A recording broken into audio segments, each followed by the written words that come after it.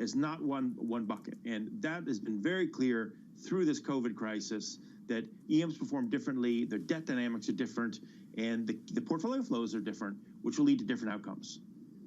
The challenge at the moment, Rob, is the DM trade. What on earth do you do with treasuries? It just used to be a fixture of any portfolio. You had an allocation to treasuries. And Rob, now a remarkable turn in the last 9 months. Pretty much everyone's asking the same question. Should you still have that? If you don't, what do you replace it with? Is it something else, or do you just sit in cash? What is it, Rob? Well, you asked me this, I think the last time I was on, or one of the times I was on, John, and the fact is the Fed is making making treasuries a very poor investment. Real yields are negative 1% in the 10-year.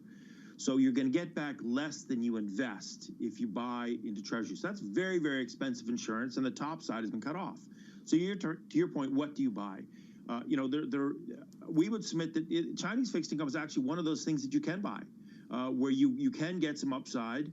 There are other things you can look at too, a diversified credit portfolio where at least, across investment grade type of assets, where at least you get positive real yields, and some commodities. Or from an investment perspective, one of the things that we really think is a good opportunity for the next period is real assets. So when the Fed, a corollary of putting real yields at negative 1% is that real assets should perform very well.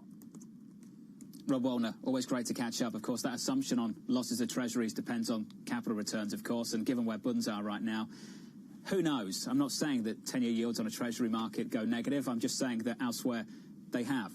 For some of the price action, at a sector level, with an equity market not doing a lot, here's Sarah. John, as I look on my screen at the IMAC function right now, 5 sectors higher, 6 lower at the same time. Not much of a clear message. However, a textbook reversal of what we really saw yesterday. Yesterday, for example, healthcare, utilities at the bottom. Today, they're 2 of the better sectors. And today, financials, energy at the bottom. Back to you, John. Sarah Ponce, thank you. I think we're frozen on me, which is probably not great for our viewers at home who would much rather have seen what you had to say. Coming up next, your trading diary in the markets right now, 22 minutes into the session. Equities lower by not even 1/10 of 1%.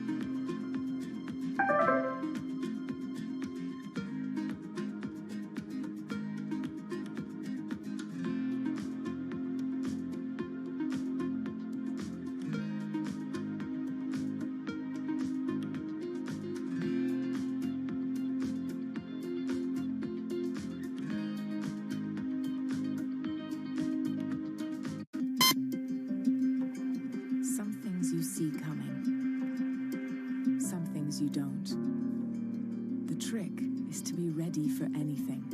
Pablo from Infrastructure Support is working every day to keep essential market data flowing seamlessly. We keep on, so you can keep on.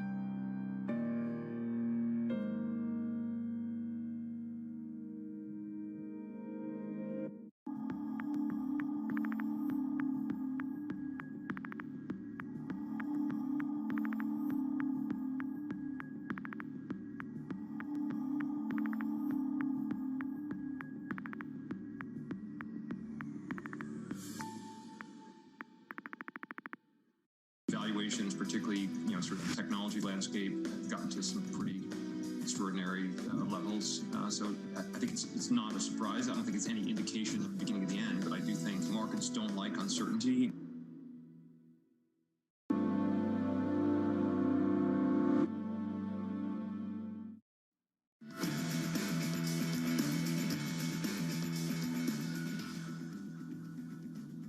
I'm not even going to pretend it's exciting. It's not. 24 minutes into the session, your equity market doing nothing.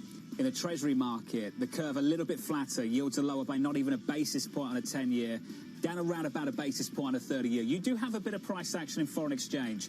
The dollar's weaker, the euro's firmer. We did reclaim a 117 handle a little bit earlier today. So that's the price action. Let's get to the trading diary. What you need to be watching through today into the end of the week. At the top of the hour, we get US consumer confidence data. A lot of Fed speak. Clarida, Williams, Quarles all speaking later this afternoon at 9 p.m. Eastern Time. President Trump, Vice President Biden, head-to-head. You know the story. The first debate, 9 p.m. Eastern. ECB President Christine Lagarde speaking ahead of the EU summit on Thursday. Plus, we get US GDP and jobless claims. And then really it's the main event this Friday. It is Payrolls Friday with a huge question for economists. To what degree has the recovery lost momentum? Is it decelerating going into year end? And do we need more fiscal support? Overwhelmingly, the chorus from Fed speakers, with the exception of the St. Louis Fed President Jim Bullard, has been yes. This just coming out moments ago from Patrick Harker of the Philadelphia Fed saying the following: additional fiscal support is critical. Do we have a negotiation down in D.C., or is it posturing ahead of the election? That debate later. Is that critical for this market? That's a huge debate right now in and of itself. Yes, you will be watching it, but will it change your mind about who you're going to vote for, and will there be consequences for financial markets? I'll be with you tomorrow. We'll be with you through the day. Full coverage coming up a little bit later on Bloomberg TV and radio. From New York and London, for our audience worldwide, catch me on Twitter at Ferro TV. This was the countdown to the open. This is Bloomberg.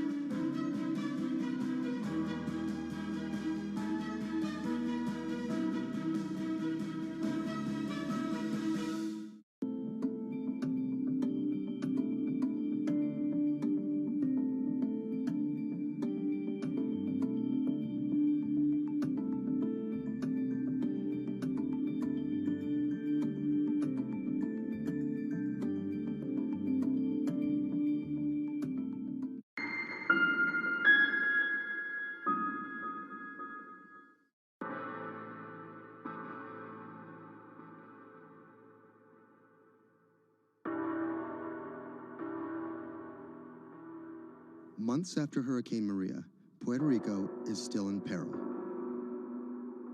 Huge swaths of the island are still without power, running water, or access to medical care.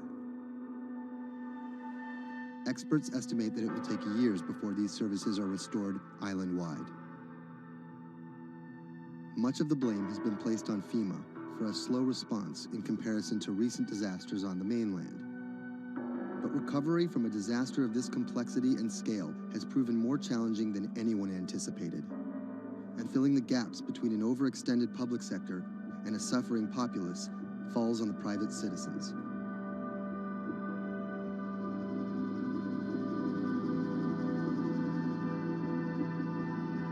Robert Anderson is a Puerto Rico resident of 4 years. The eye of the storm came in south of El Yunque, swept up towards San Juan, and out to Arecibo.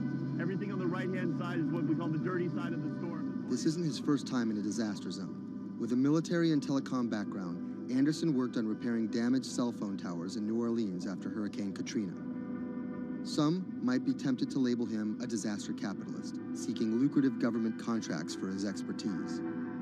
But as Anderson finds himself in the middle of a humanitarian crisis, he and his associates are developing a variety of pro bono recovery projects that target the island's hardest hit areas. I see two Puerto Ricos. We're here in San Juan. They have telecommunications restored.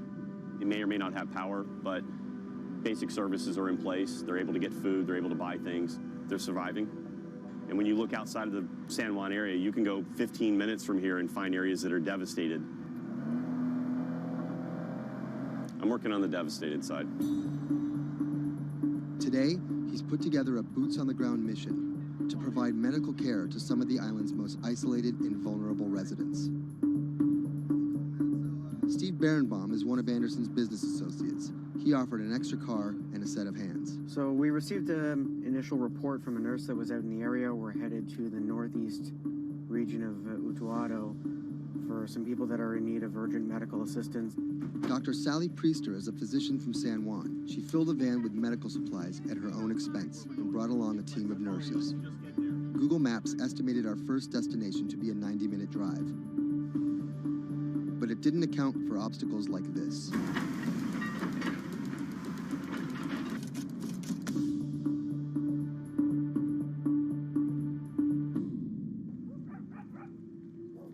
Our first stop was the home of an 82-year-old blind Vietnam veteran. His roof was blown off by the storm, and he's been living alone in a back shed for nearly 2 months. His cane actually got broken in the storm, so he's limited mobility. He has a number of medical ailments. Dr. Priester's having a look at him. We called the VA. They're going to get him set up with what he needs, get him stabilized so he can then be transported either to an evacuation center or off the island. It's when the chain gets broken, when those families that are connected to them leave the island or take off. These guys get left at the end of the road, and it's tough. FEMA was not officially part of Robert's team, and their arrival caught everyone by surprise. Their job here was to survey and report back to their superiors, and did not come with medical aid of any kind. People think that FEMA is there to hand out bottles of water, and it's not what they do. FEMA has a role to play. They have a very specific role. They bring in ships, they bring in airplanes, they bring in tractor trailers with pallets of things. But they're a big machine, and there's gaps in that thing. And you're seeing one of the gaps here, and we help fill that role.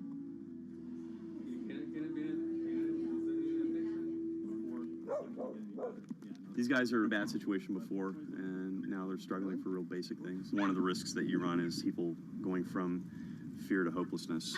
Those are the folks that we're trying to reach. And how are they reached? How are they even found? Word of mouth, mostly. And what's your role in all this? Ghost in the machine. I'm lucky enough to be able to communicate with folks in FEMA, the state of Puerto Rico. For a ghost, Robert makes his presence well known. Not only was he the de facto leader of the mission, now with FEMA in tow, he created his own maps to survey storm damage. So we're right here. And delivered them to FEMA HQ free of charge. I have pretty good reach. Perhaps that's how he managed to earn himself a coveted FEMA badge without actually working for them. And it's these relationships that allow him to operate more efficiently than an NGO or a government agency. We're able to resolve problems at a different level. Our next stop was on a mountaintop, a family of 11 struggling to care for their special needs brother in what was left of their house. Probably we are the first a health team to come and visit this family. Muy bien, todo muy bien. The patient has Down syndrome. He is all day in bed. The difficulty with this is the patient cannot be alone. The most important thing is that you need to take care of the chronic disease besides disability, because they have been not going to a doctor, and no doctor has come in here yet. So we need a refill of this medication. After maybe 54 days, it's not getting better. And the only way that you can be able to see that is coming to the ground, drive, and see the people and talk to the people. You can see San Juan from here, but you can't get there. It's like the Emerald City.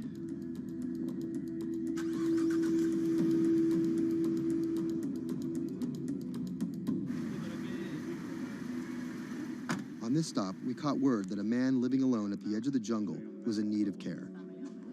So we decided to take a little detour, come up here and check out and see what's going on. One of the challenges is to find those people that are at the end of these roads that need help.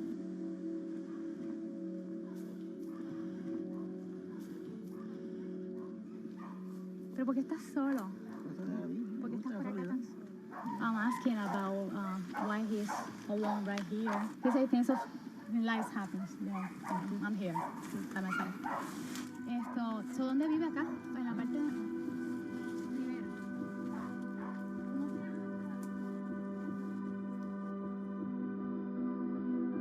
This is not a job. To do this, you need to have passion for what you can do. You're not going to get paid. It's said in disaster response and emergency response that the real first responders are your neighbors. You don't need to wait for a lucrative FEMA contract to go out and do good and to help the community. In the end, do you feel like you're making a difference? Lives you touch and people that you can affect. I don't really think about it in those terms. But why do you do it? It helps me sleep at night. I think it's as much for the people that are going out to help and do things as it is for the people that you affect. Whether out of altruism, or the lure of a paid gig, or some mixture of the two, Anderson hopes to stay here to help shape Puerto Rico's future. Puerto Rico's essentially been a colony for 400 years.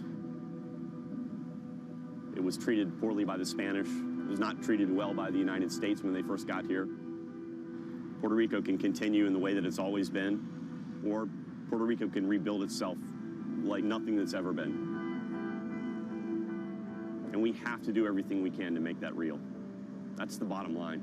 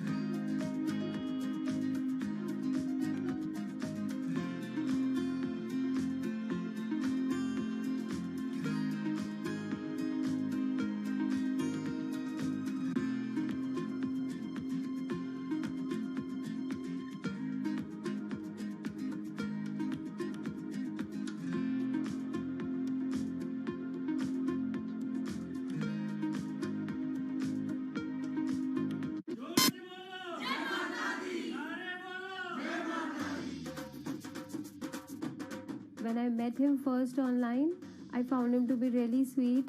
I think I was the one who was talking for an hour. He was just listening.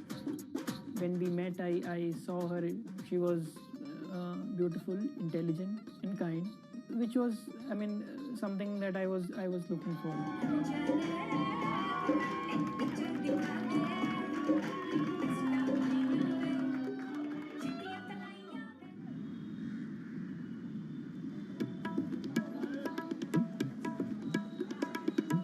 Anshu and Sumit are one of about 12 million couples that get married in India every year. Unlike their parents' generation, they're not from two close villages, but from two cities on opposite sides of the country. And their love didn't start through community matchmaking, marriage brokers, or classified ads in newspapers, but began online. So we met through jeevansati.com. So it's basically an online portal where we have detailed profile of different grooms and brides. It makes a lot of remote profiles who are located in distant areas more accessible. Thanks to growing internet and smartphone usage, matrimony websites and apps in India are starting to disrupt the matchmaking industry. More and more people are finding their partners at the click of a mouse. jeevansati.com, where Anshu and Sumit met, is one of the biggest players. Young Indians looking for love set up profiles including their caste and horoscope, but their criteria for choosing spouses appears to be changing. We have seen the shift from traditional caste community conservative parameters to something like which is more focused on education, employment. Anshu and Sumit's marriage was initiated by their parents, but modern Indian couples like them have more input than previous generations. We looked up to them to agree for the proposal, but it was primarily our decision that we wanted to be with each other. So what's the emoji you use the most to send to each other? So there's a bear, which basically we use for indicating a hug. Yeah, that's our language basically, bear icon for a hug.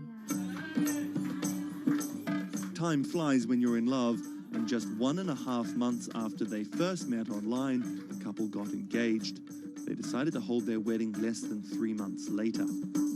But planning a traditional Hindu wedding on such short notice is no easy task.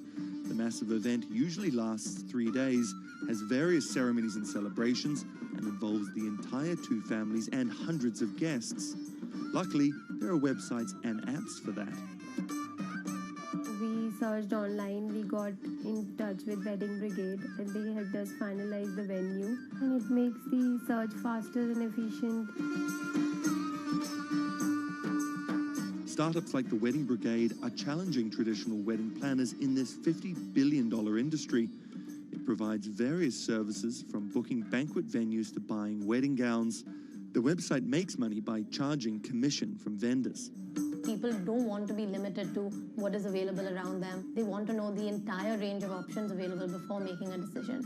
And now it's easy to find almost everything on one portal.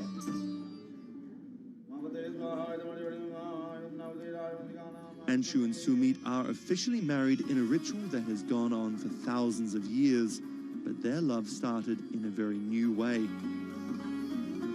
Technologies might be changing the way couples meet, date, and get married in India, but they're definitely not changing everything. The technology was only the first level help that we could get to find each other. Everything else was like very humanly and emotions and feelings based.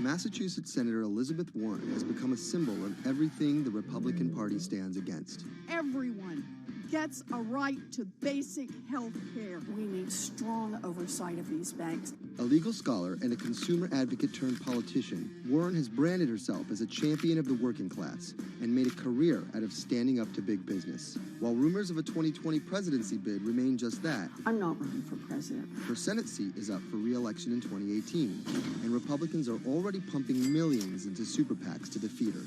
This is the story of how a law professor and politician came to be seen as the biggest threat to Republican values and the greatest hope for progressive America. Elizabeth Warren was born Elizabeth Ann Herron, the youngest of 3 siblings, on June 22, 1949, in Oklahoma City to middle-class parents. After waiting tables to help her family pay the bills, Warren became a star on the high school debate team. She landed a scholarship to George Washington University at the age of 16, but 2 years later dropped out to marry her high school sweetheart, Jim Warren.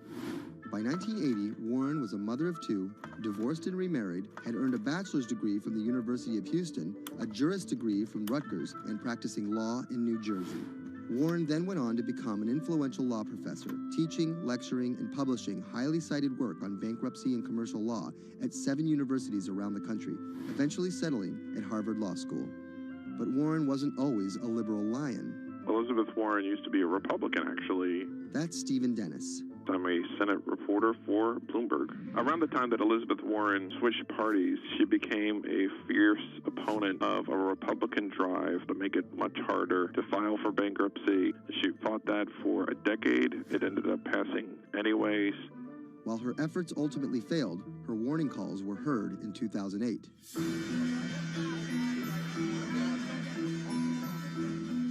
We're in the midst of a serious financial crisis. Our entire economy is in danger, and without immediate action by Congress, America could slip into a financial panic, and a distressing scenario would unfold.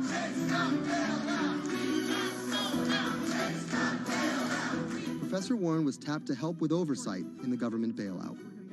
She would excoriate bankers and their bonuses and their practices. Why should the U.S. taxpayer alone carry city?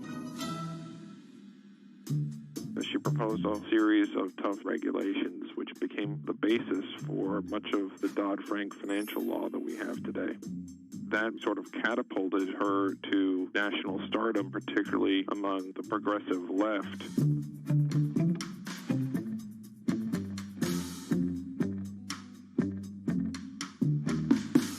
Encouraged by her newfound notoriety, Warren declared her bid for the U.S. Senate on September 14, 2011. During the race, her opponent Scott Brown tried to derail Warren by accusing her of falsely claiming Native American heritage, a controversy that earned her the nickname Pocahontas.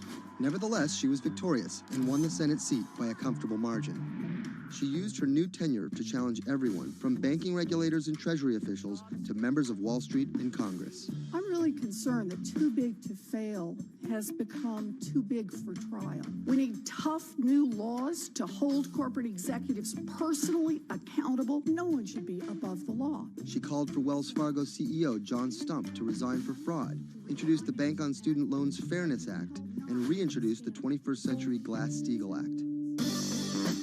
In 2016, after staying silent during the Democratic primary battle, Warren finally endorsed Hillary Clinton and had some harsh words for candidate Trump. Donald Trump is a loud, nasty, thin-skinned fraud who has never risked anything for anyone, and that is just one of the many reasons he will never be president of the United States. But she was wrong. The forgotten men and women of our country will be forgotten no longer. Warren wasted no time resisting Trump's agenda. Have you ever managed or overseen a $1 trillion loan program? I have not. How about a $1 billion loan program? I have not. Okay. In the Donald Trump era, Elizabeth Warren has been playing defense and trying to prevent Donald Trump and his cabinet appointees from rolling back protections that she helped enact. Warren actually found herself rebuked by Mitch McConnell for reading a letter by Coretta Scott King about Jeff Sessions' record on racism during his confirmation. She was warned. She was given an explanation. Nevertheless, she persisted. that moment became something that's on T-shirts, bumper stickers, slogans, and that really galvanized a lot of support for her. It's been very hard for Republicans to get much of anything done this year, and that's at least in part to this resistance movement that Elizabeth Warren has helped champion. We are here to fight back. Enough of Elizabeth Warren. Like you. Millions of dollars are being funneled to defeat Warren in the midterm elections in 2018.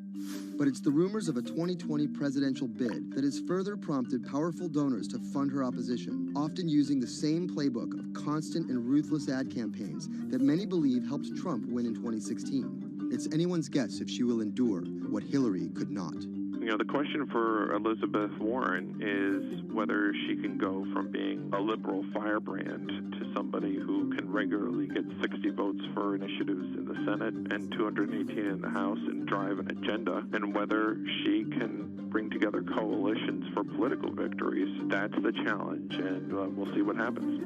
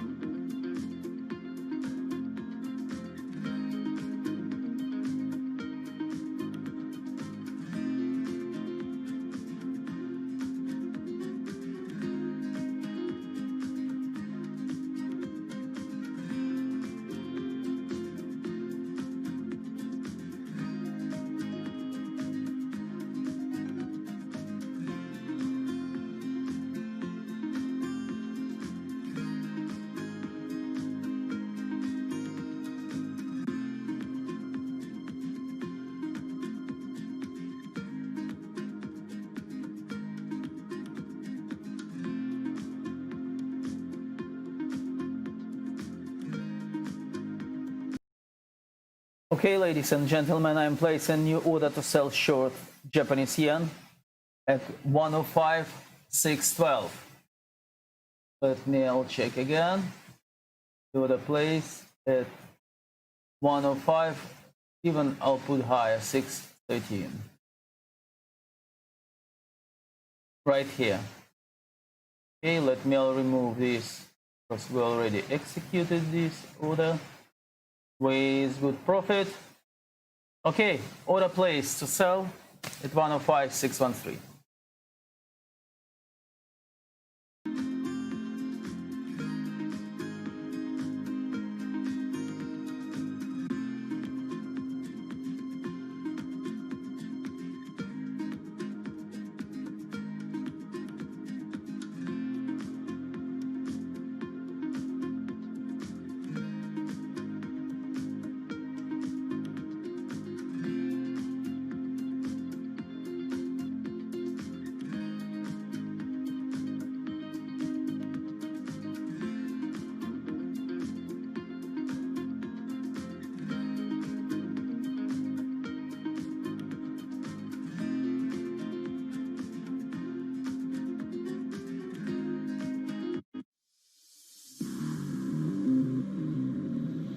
Sadiq Khan, the mayor of London, has made some powerful opponents. He doesn't know me, never met me, doesn't know what I'm all about. I think they're very rude statements, and frankly, tell him I will remember those statements. My message to Donald Trump and his team is that, your views of Islam are ignorant.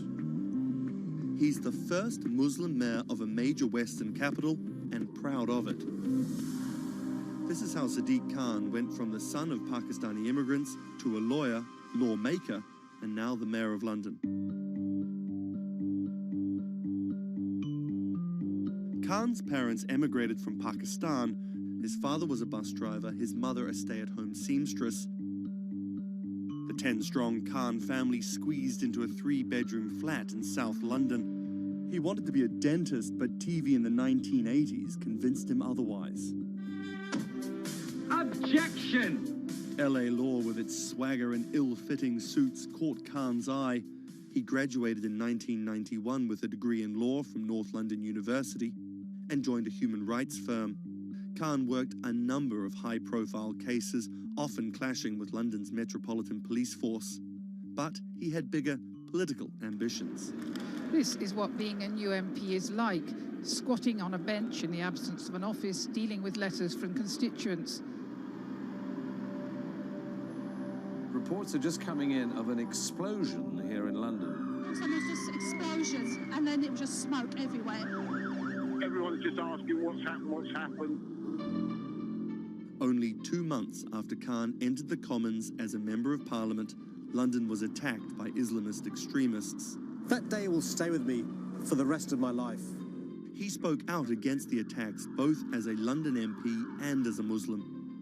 He has been very clear about his opposition to violence, opposition to terrorism, and has set out to make the case for a more open and peaceful Islam. That's Thomas Penny, one of Bloomberg's Westminster correspondents. Here is a man who is a Muslim, and he is standing up and being open and straightforward and being clear that the problem here is not Islam, but it's Islamic extremism. In 2015, a decade after the attacks, Khan ran for mayor of London, and his faith was back in the headlines. His opponent, Zach Goldsmith, trying to link Khan to radical Islam. The debate got again personal and nasty. The Goldsmith camp has called Khan extreme and accused him of associating with, quote, those who seek to do our police and capital harm. It's a pattern of behaviour. Even the former Prime Minister David Cameron repeated the allegations. He shared a platform with Sajil Shahid, the man who trained the ringleader of the 7/7 attacks and accused the United States of bringing 9/11 on themselves. But the smears didn't stick. Zach Goldsmith ran a very negative campaign that was based on what people knew was a lie. This election was not without controversy. And I'm so proud that London has today chosen hope over fear and unity over division. After taking the mayor's office with a comfortable majority, Khan has brought a business-like efficiency to the role, scrapping expensive vanity projects like the Garden Bridge and the new Routemaster buses, which cost £350,000 each. The former lawyer who used to fight the police in court is now praised for his close relationship with them. I was talking to a very senior police officer in the Metropolitan Police who said there was a sea change when he went into City Hall, and the police were saying how much they welcomed this because they knew where they stood and it was more straightforward to work with. So he works like a lawyer, he works like a government minister. Khan's kept his faith at the fore. He's an outspoken voice for moderate Muslims across the world. Donald J. Trump is calling for a total and complete shutdown of Muslims entering the United States. Now, by giving the impression that Islam and the West are incompatible, you're playing into the hands of the extremists. The ongoing spat between Khan and US President Donald Trump escalated when Trump went after Khan, misquoting him on Twitter just hours after the terrorist attacks of June 3rd, 2017. Khan's now one of the most prominent Labour politicians in the UK. In fact, a recent poll of Londoners found Khan was more trusted to keep the country safe from terrorism than the Prime Minister or the Labour leader. His story of going from the son of an immigrant bus driver to the mayor of one of the greatest cities in the world plays well with Londoners. But can he appeal to the rest of the nation? Has Khan got his eye on the top job? And is the UK ready for a Muslim Prime Minister? Okay, ladies and gentlemen, short position opened for Japanese yen at 105.613. Okay.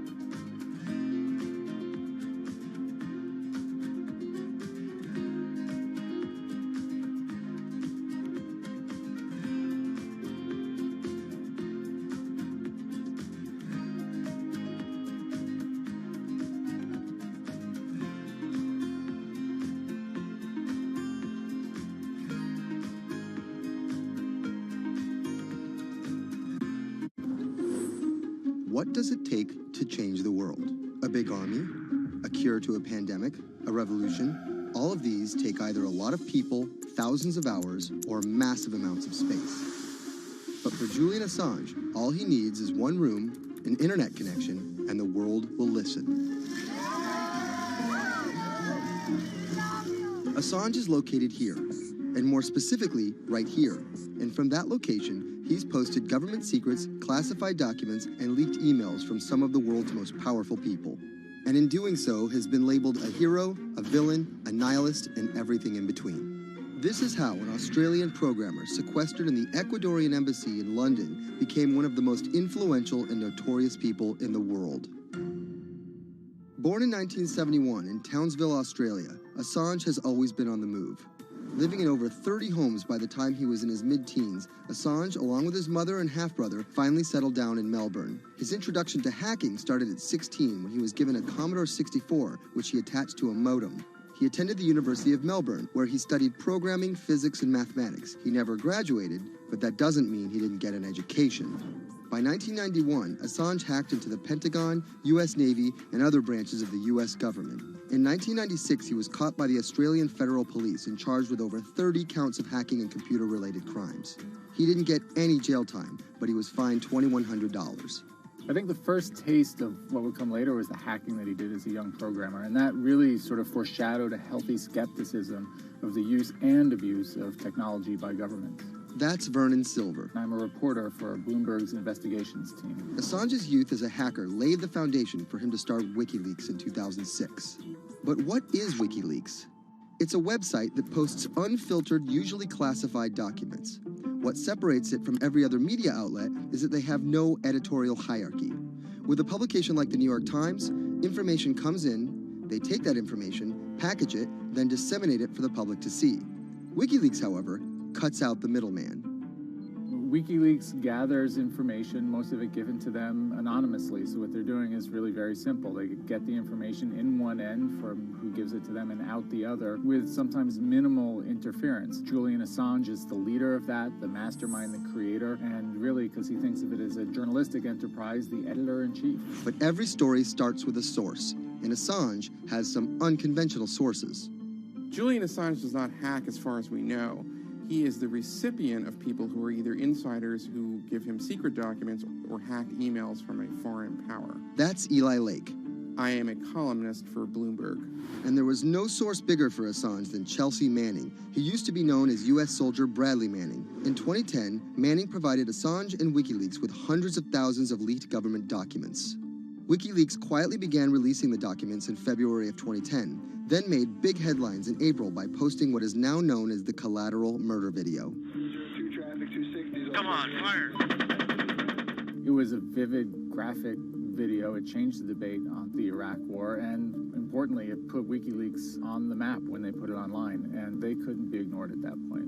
And those leaks were just the beginning. They went on to post more than 90,000 leaked documents known as the Afghan war logs, 390,000 documents known as the Iraq war logs, and 250,000 private messages between diplomats called cables in what is now known as Cablegate.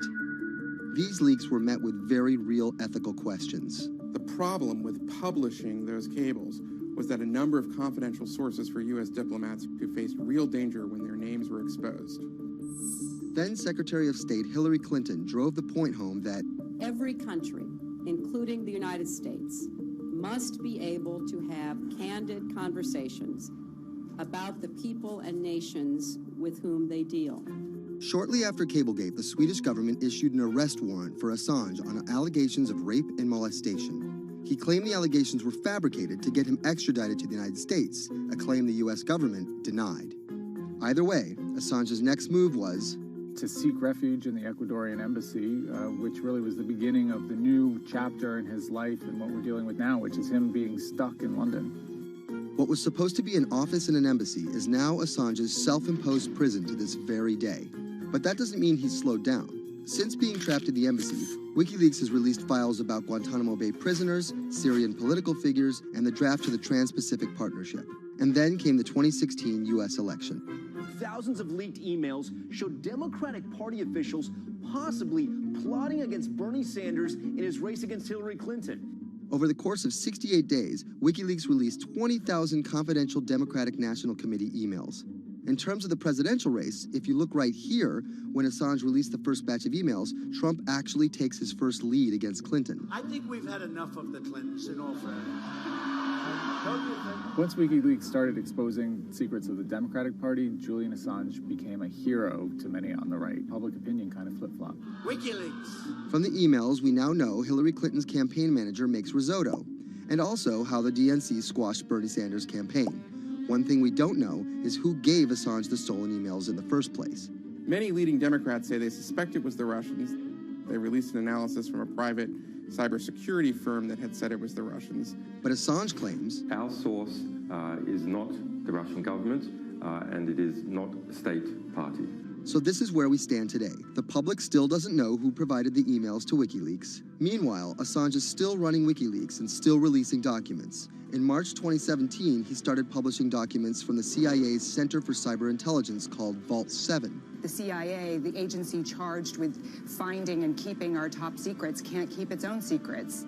As long as Assange has a connection to the world, no government secret will be too far from exposure. Julian Assange is still in the embassy. Maybe he'll leave, maybe he won't. Kind of regardless, his work has been done. He's changed the way people think about their governments, about their own secrets, about their own hackability, and really the world has changed because of him.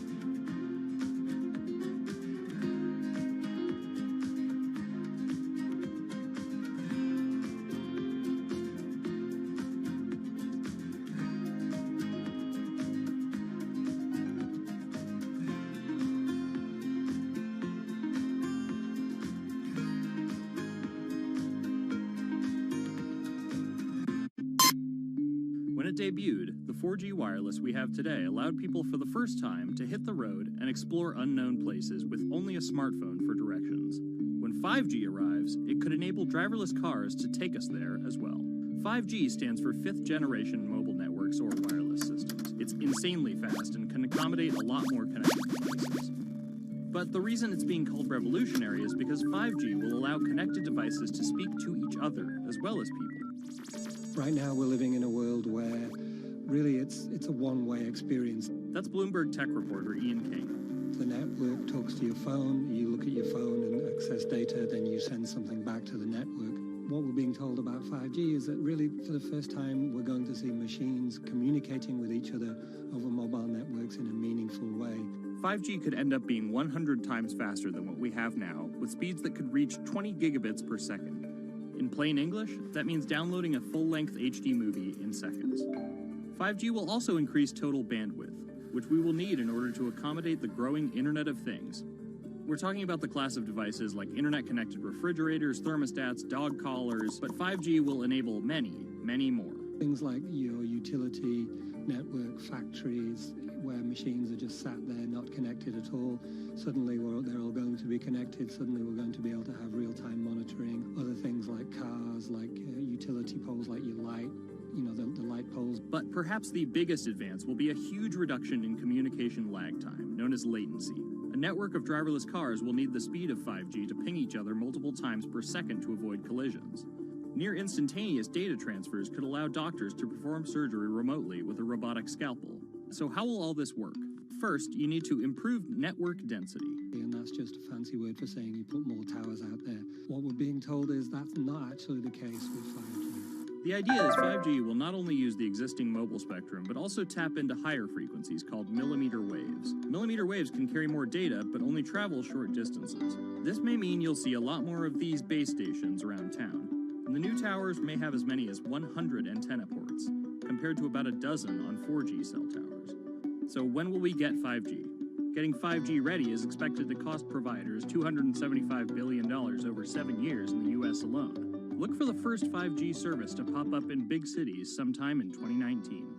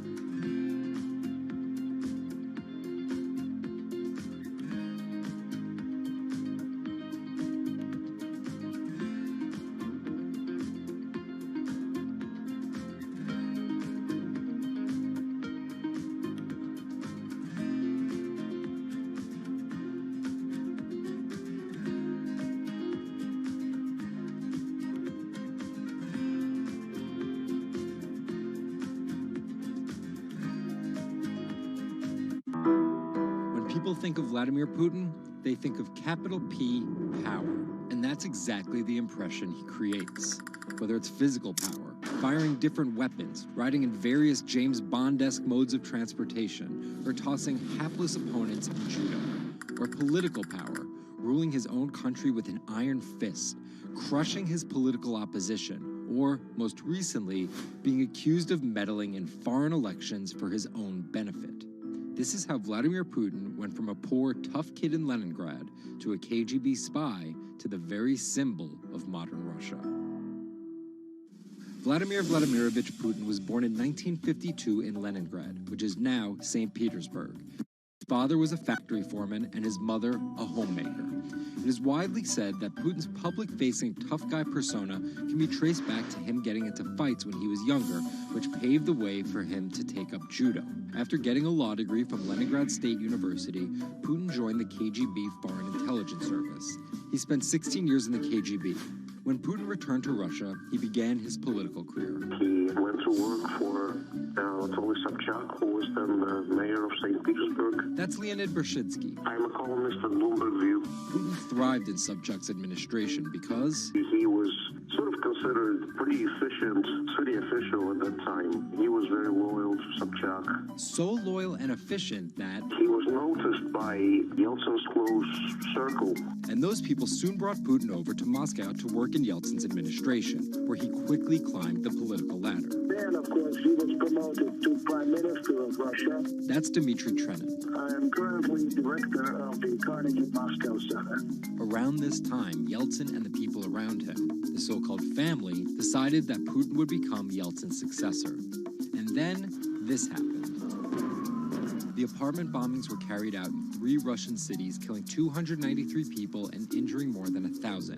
Putin immediately accused Chechen separatists for the bombings and followed it up with action. He was credited with having a very successful military campaign against the terrorists. And it worked. After that, he became an heir apparent in the eyes of the Russian people. 3 months later, Yeltsin resigned. And on his way out, a famous exchange. He was getting into the car in the Kremlin, and the last words that he addressed to Putin before getting into his car was, "Take good care of Russia."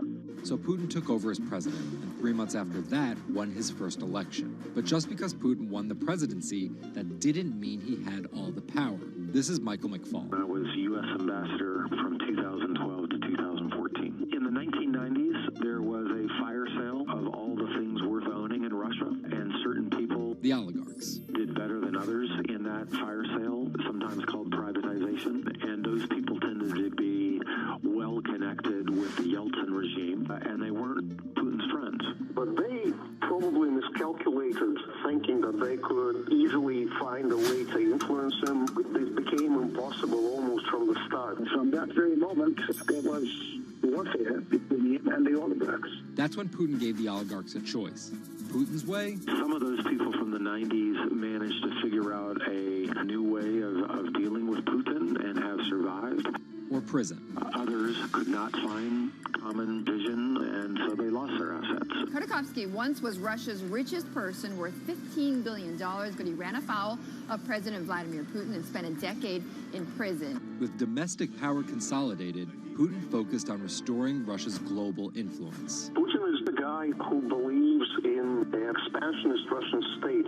Georgia and Ukraine and all the other Soviet republics that split off when the Soviet Union fell apart, he still believes that they're traditional Russian satellites. A lot of his strategy is about keeping them in the orbit. That Yeltsin line, take good care of Russia, that's how he understands it. And he used annexation and invasion, as well as oil, gas, and trade to keep former Soviet republics in Russia's orbit. In 2008, Putin's 2 terms were up, and he decided to step down as president. Dmitry Medvedev stepped in as president, and Putin went back to prime minister. But really, Putin never left power. He pretty much continued running the country, and Medvedev was a bit of a figurehead. There was actually a period of cooperation between Russia and the U.S. that benefited both countries during Medvedev's presidency. Because Medvedev did not have the same negative attitude towards the West as Putin did. But when Putin came back to run for a 3rd term, in the lead up to the 2012 election, it was widely believed that both the presidential and parliamentary elections were rigged, and Russians took to the streets. Putin blamed the protests squarely on America, and more specifically, Secretary of State Hillary Clinton. He believed that she had sent, and this is his words, a signal to demonstrators. Still, Putin won by a huge margin and set about crushing the protest movement immediately upon his return to the Kremlin. Over the next few years, Russia's economy tumbled. Putin annexed Crimea, leading to sanctions. The price of oil fell drastically. The ruble hit a new low, and America played down Russia's influence, with Obama calling Russia a regional power. Despite all of that, Putin's approval rating remained sky high, and then an opportunity for payback. I think I'd get along very well with Vladimir Putin. In 2016, there was one candidate who called Vladimir Putin very smart. Trump exhibited tolerance towards Putin's actions annexing Crimea, and similar views on NATO and sanctions. Secretary Clinton didn't support any of those views. even though Putin denies any wrongdoing, U.S. elections. Yes. the U.S. has accused Russia of being behind the leaking of 20,000 Democratic National Committee emails, which many say helped Trump beat Hillary Clinton in the presidential election. Which leaves us here, with the possibility of a President Putin until 2024, positioning Russia to be the world power he always imagined it should be.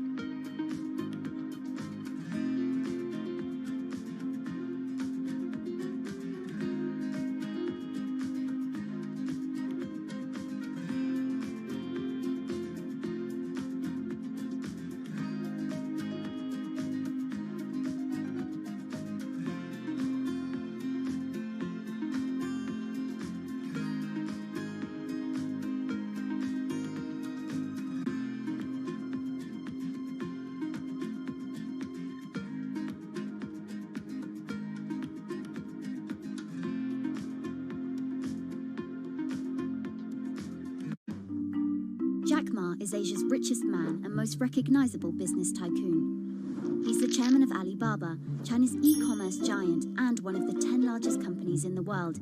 Yet he still wants more. We know where we're going. We want to be the 5th largest economy. Big words from the man some call Asia's Jeff Bezos. He's confident, he's charismatic, and he's definitely not the average CEO.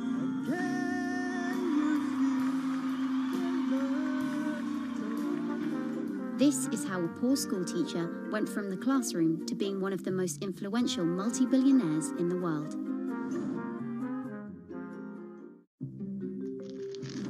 Ma was born in China's southeastern city Hangzhou in 1964. His parents were traditional musician storytellers. As a teenager, he started to learn English from foreign tourists after China opened up in the late 1970s. And then for 9 years, Jack Ma hung around outside the Hangzhou Hotel, which is now called the Shangri-La. He would get up at 5 a.m. to talk to travelers. That's Bloomberg technology reporter Lulu Chen. And I cover China Internet for Bloomberg. Ma failed China's National University entrance exam twice before being admitted to local teachers' college. He graduated in 1988. He applied for 30 jobs and got rejected, including from the fast food giant KFC. When KFC came to China, come to us say, 24 people went for the job. 73 people accepted. I was the only one guy. Then Ma got a job at a local university and taught English there for about 5 years, earning just $15 a month. On the side, he started a translation company with several friends. During a company trip to the US in 1995, Ma had his first encounter with the internet at a friend's place in Seattle. I searched the first word beer. I don't know why, because it's easy to spell, baby. And I see beers from Germany, beers from USA, beers from Japan, but there's no beer from China. So he searched for the word China instead and still couldn't find anything. And that got him thinking. He wanted to build something that would put China on the world's map. He started China Pages, a Yellow Pages-like website, but it didn't take off. Then Ma joined a government agency in Beijing to help set up a website. By 1999, the internet stock boom had gripped Wall Street, and back in his Hangzhou apartment, Ma decided to try again. With his wife and a group of friends, Ma raised $80,000 and set up Alibaba, a site that allowed businesses to sell stuff to each other. 人家美国人强就强它的硬件，强就强它的系统建设，这方面确实比你高。但是玩信息玩软的，中国人的脑袋绝不比你们差。我们在座的所有人的脑袋绝不比你们差。By 2000, Alibaba had raised $25 million from investors, including Goldman Sachs and SoftBank. He had no business plan and zero revenue, but his eyes was very strong eyes. In 2003, Alibaba started Taobao, a platform for individual sellers to trade with each other, and publicly declared war against eBay, who had started to make a foray into China. Jack Ma has this famous saying that Alibaba is a crocodile in the Yangtze River, whereas eBay is a shark in the ocean. And if they fight eBay in the ocean, then they'll lose.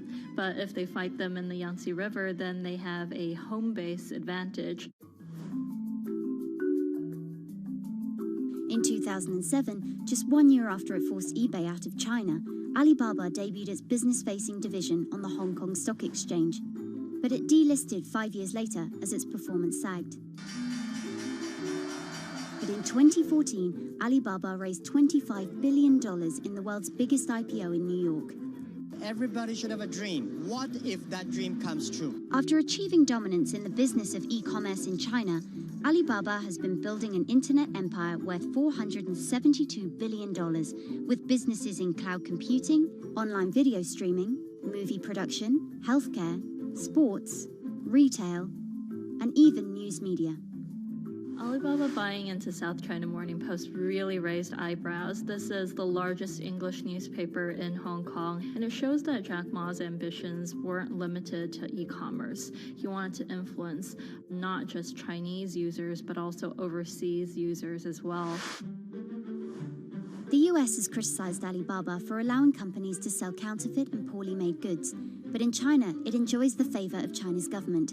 It's part of Ma's company philosophy. In love with the government, but don't marry with them. Jack Ma's an extremely fortunate man for jumping on the internet sector so early. Note that this is a person who has no coding skills at all. He's a natural showman and a gifted public speaker, and really able to convince others to believe in his vision. Ma's vision of growing Alibaba to be the world's 5th largest economy faces strong competition at home and abroad. It will require more than just naked ambition and charisma, but Ma is great at getting himself in the right place at the right time. So far, it's served him well.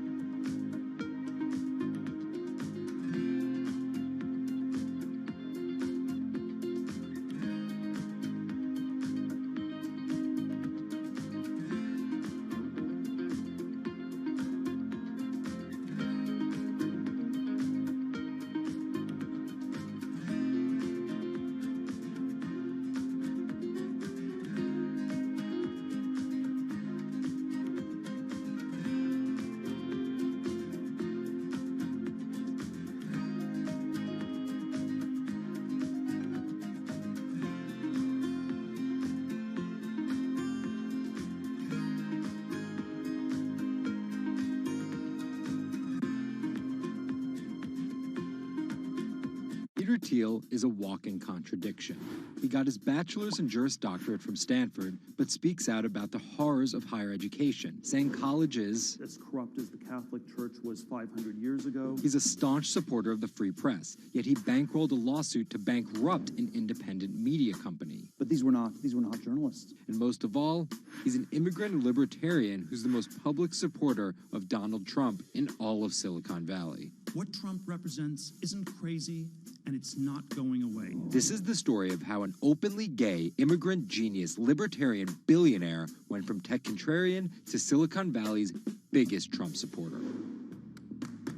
Peter Thiel was born on October 11, 1967 in Frankfurt, West Germany, to Suzanne and Klaus Thiel. Peter's family emigrated to Cleveland, Ohio when he was 1. An Ayn Rand devotee during his youth, Thiel attended Stanford University majoring in philosophy. His Stanford experience shaped a really big part of who he decided to surround himself with. That's Lizette Chapman. And I cover technology and venture capital here at Bloomberg. He and his Stanford friends made their first big splash in tech with PayPal. After selling to eBay for $1.5 billion, they would become known as the PayPal Mafia for each incredible success after PayPal. For Thiel, that began with an early, modest $500,000 investment in Facebook. And in VC speak, early means big risk, but also big reward. He turned that initial $500,000 investment into more than $1 billion in cash. But Thiel was just getting started with Facebook, and he went on to make a whole bunch of wildly successful investments. From SpaceX to Airbnb to one of the largest, most powerful companies in the United States, if not the world, and of course that's Palantir. The incredibly controversial secretive data mining startup he founded with his colleagues from PayPal. It connects data silos and then allows non-technical people to search that information for patterns. Data like financial information, feeds from video cameras, biometric details, passport information, flight manifest. Palantir doesn't talk much about how they collect this data, who has access to it, or what they do with it. But they have contracts with the Department of Homeland Security and the CIA and the Department of Justice and the Securities and Exchange Commission and several other federal agencies. It's the richest company you've never heard of, valued at $20 billion. But there are plenty of obscenely wealthy people in Silicon Valley. What makes him different... He's a complex ball of multiple contradictions. Take college, for example. Even though college was extremely important for Thiel, there's something called the Thiel Fellowship. In exchange for dropping out and a promise not to pursue college, Thiel would give them $100,000 each. You basically tell people that if you get a diploma, you're saved. Otherwise you go to hell. You go to Yale or you go to jail. Also, his relationship with the press. Here's another contradiction. He's donated to free press initiatives, including the Committee to Protect Journalists. But he also secretly spent tens of millions of dollars bankrolling a lawsuit filed by Hulk Hogan over the publication of a sex tape and bankrupting the independently run Gawker Media. Why did he do this? Because in 2007, one of Gawker Media's blogs, ValueAg, outed him as gay. And with the lawsuit, he found an opportunity to get back at them by funding the lawsuit that Hulk Hogan was able to bring then, but he wouldn't have been able to do that without Thiel's money. And finally, Thiel's biggest contradiction, his endorsement of Donald Trump. When he was asked about his support for Trump, he was surprised at the outrage that came with it from many of his colleagues in Silicon Valley. He didn't want more of the establishment. No matter how crazy this election seems, it is less crazy than the condition of our country. After briefly supporting Carly Fiorina in the primaries, Thiel pivoted to Trump, donating $1.25 million to Trump and his associated super PACs in October 2016. And he didn't just help Trump financially. He gave a full-throated keynote speech supporting Trump at the Republican National Convention. I'm not a politician, but neither is Donald Trump. He is a builder, and it's time to rebuild America. And when Trump was finally elected, Thiel was given the reins to an enormous amount of power. And I want to thank you, man. You have a very special guy. He was named the transitional advisor. And in that role, he did a lot of interviewing and a lot of vetting to fill hundreds of cabinet positions and different jobs within the administration. But it turns out Thiel's support isn't unconditional. Talking to people who spend time with him, I have also heard that he is no longer a great supporter of Trump. It was reported that Thiel was unhappy with the direction of Trump's presidency. Ever since, he's been mum, making no public appearances, no statements, and staying out of the spotlight altogether. Although there have been suggestions that Trump could tap Thiel for a top intelligence post or ambassadorship, there's no indication he'd accept. He's described his relationship with politics as schizophrenic. He gets really involved, and then he runs away as fast as possible. Whether Thiel takes a new position or simply continues as a board director at Facebook and Palantir, at just 50 years old, he's primed to wield some serious influence in technology and politics for decades to come.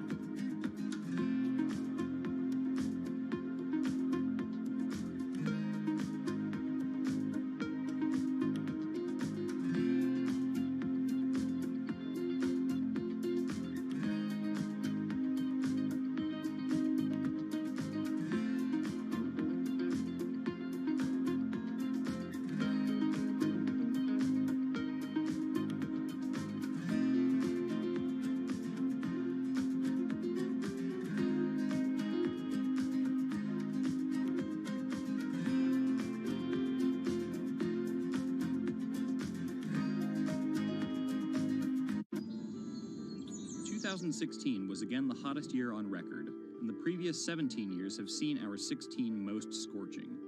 Scientists overwhelmingly agree. Global warming is the culprit. And it's just getting started. Ice caps, extreme weather, wildfires, droughts, and the hits keep coming.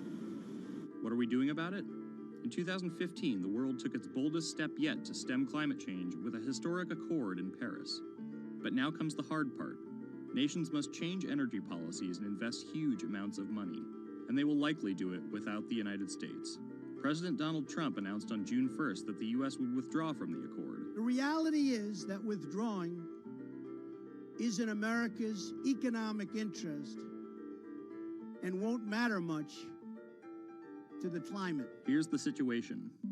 Decades in the making, the Paris Agreement united the U.S., China, and more than 190 other nations in a push to limit fossil fuel pollution. The UN-sponsored plan secured pledges to cut greenhouse gases, the emissions that trap heat in the Earth's atmosphere, in an effort to avoid the rising seas and other environmental disasters that climate models predict. But even if all pledges are met, the globe is expected to warm by as much as 3.4 degrees Celsius this century, more than the UN target of well below 2 degrees. Meeting the Paris Agreement means that governments will have to offer more incentives for clean energy, scale back support for fossil fuels, make emissions more costly, and reduce deforestation. It's estimated that the deal will require $13.5 trillion of spending through 2030. Here's the argument. Unlike past climate pacts such as the Kyoto Protocol, each country set its own Paris targets and then promised to revisit and improve them. The U.S. was primed to play a lead role in climate change, but Trump's Energy Independence Executive Order reverses Obama-era rules and directives put in place to combat climate change, and expands production of coal, the dirtiest fossil fuel. The resulting policies threaten the global fight against climate change. Without the U.S. commitment to emissions reduction, other countries may join it in abandoning the Paris Agreement. This could make it almost impossible and even more expensive down the line to stop climate change. Optimists argue that the shift to a lower carbon future is already underway. Businesses, cities, and U.S. states, such as California, are already investing in wind and solar and taking other steps to make it work. I've actually been called an environmentalist, if you can believe that.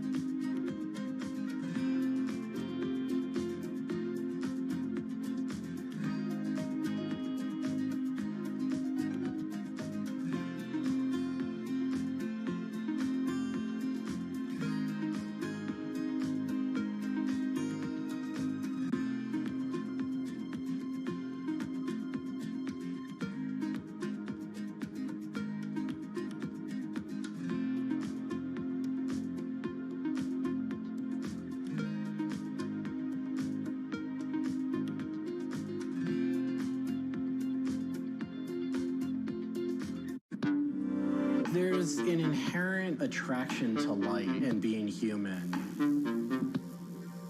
And I think on a very deep psychological level, light is this way in which we experience the energy surrounding us in a very personal manner. My name is Matt Dilling. I'm the founder of Light Bright Neon Studio, and we manufacture, produce, and restore neon works of art and design.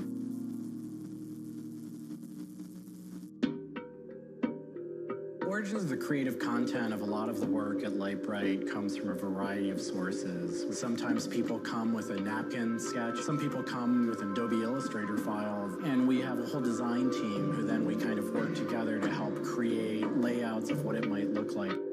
Scale it up and create a paper template using a pen plotter.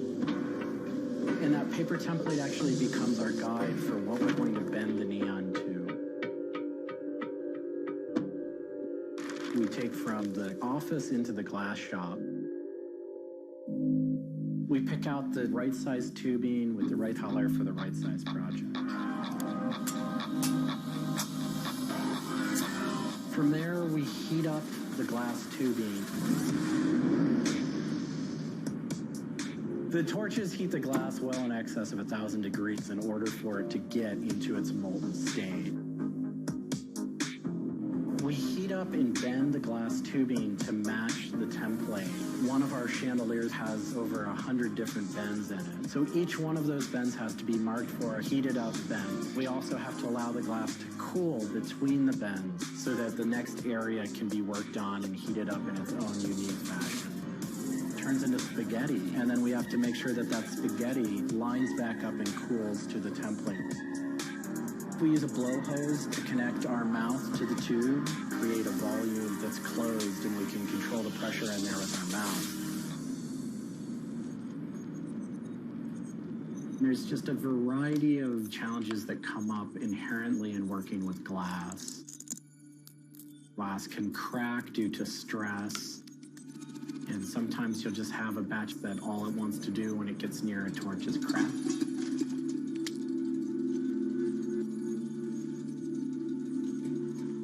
After we've bent various components, we have to go in using the crossfire or the hand torch and actually weld all of those pieces together. The last step on that is then to weld on electrodes onto either end. Each one of those steps is very, very specific.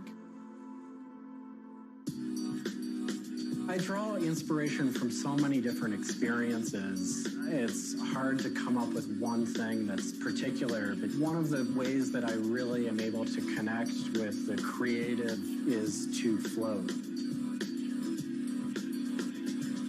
Floating is a similar experience to meditation, to psychedelics. Going into a blackened room and laying out in a body of water and salt that's heated to your body temperature, and it allows for all sort of external stimulation to fall away. And your internal world really begins to bubble up and manifest. You really get to experience a different relationship to your mind.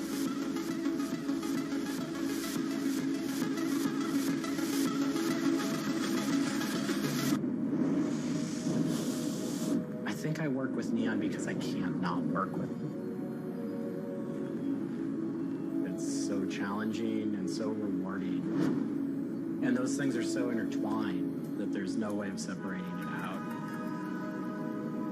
I've learned so much and continue to learn so much by working with it.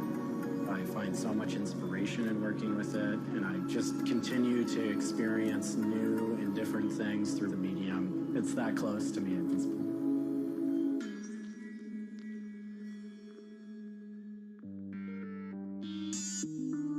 Once the neon tube is completed, we have to hook it up to our manifold for bombarding. The manifold is opened, a vacuum is drawn. We check the tube for leaks with our Tesla coil. We close the tube back off, and we heat it up using a very large and powerful transformer. As the tube is heated up, it releases anything that's not inert inside the tube, and we evacuate that out. We introduce the gas into it. And we seal the tube off, sealing into that tube whatever gas we introduced into it. I think my favorite part of making a neon light is when I see it lit up for the first time. Different gases, when electrified, emit different wavelengths of light. Neon gas is this very bright orange, fiery red color. Argon gas creates a very intense blue, but that light output that is produced can then be expressed in a different wavelength by coating the inside of the tubes with a phosphor coating that takes that one wavelength of light and emits at different wavelengths. bring it over to the aging table, where we hook it up to an age-in transformer and allow it to settle, age the gas in that we've introduced to it. There's always a stray particle of something left inside the tube. But that time that the oxide coating can act to scrub whatever is left inside the tube while things are getting settled into place.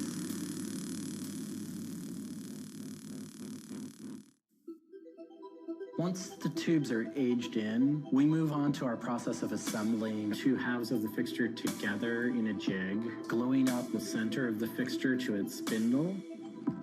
Once the adhesive dried, we would connect the wires from the fixture together into a transformer, and we turn on power and it lights up.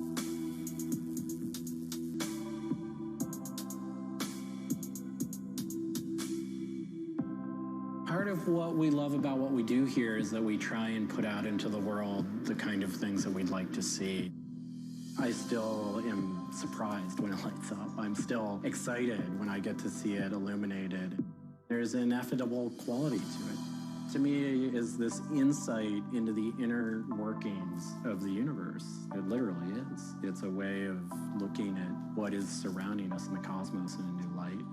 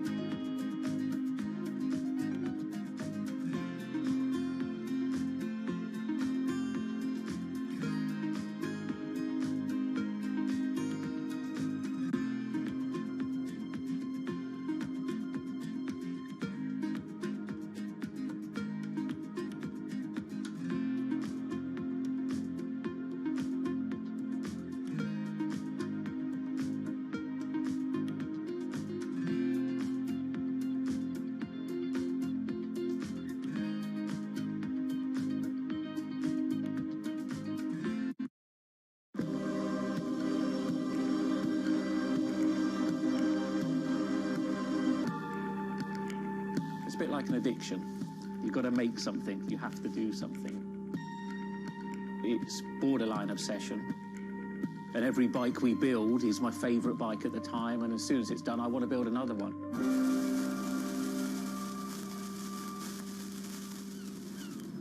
It's Spend cycles is something I've been thinking about ever since I started cycling in my late teens. We want bikes that ultimately you'll really enjoy riding.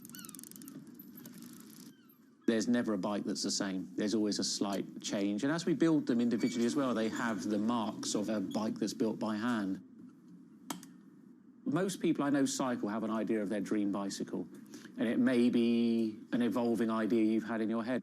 And we've worked with a lot of people that have come to us with sketches and scrapbooks. It's really, really nice to build something that's just one-off and unique. I think a lot of people see a bicycle as two wheels and a frame in the middle. There are a lot of subtle changes and nuances in design which can change the riding characteristics quite dramatically.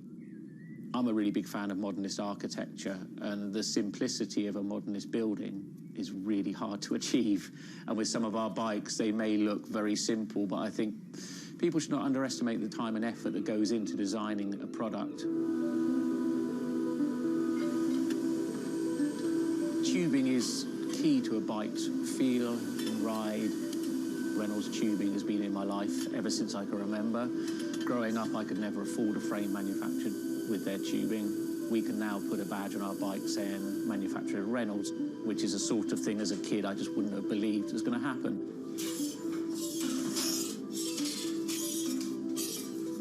Every part of the bike has a specific tube. It's not universal. The first thing we do is get the tubes out, check they're correct, check the wall thicknesses, sand the edges, make sure it's all really clean, because if it's not clean, the tubes won't join together correctly. We build in steel because I still believe it's one of the best materials to use. It's been used in bikes since the late 1800s, and they're still using it now for a very good reason. It's the flexibility that we can replace the tube, repaint the bike, and you wouldn't know it's damaged. I just like working with it. It's very sculptural. This isn't sort of aerospace precision engineering. It's a steel rule and a marker. So when we're cutting the tubes, it's within a mil or two. But what we're trying to do is take the best from bicycle building in the past and add a little bit of modern flair to it.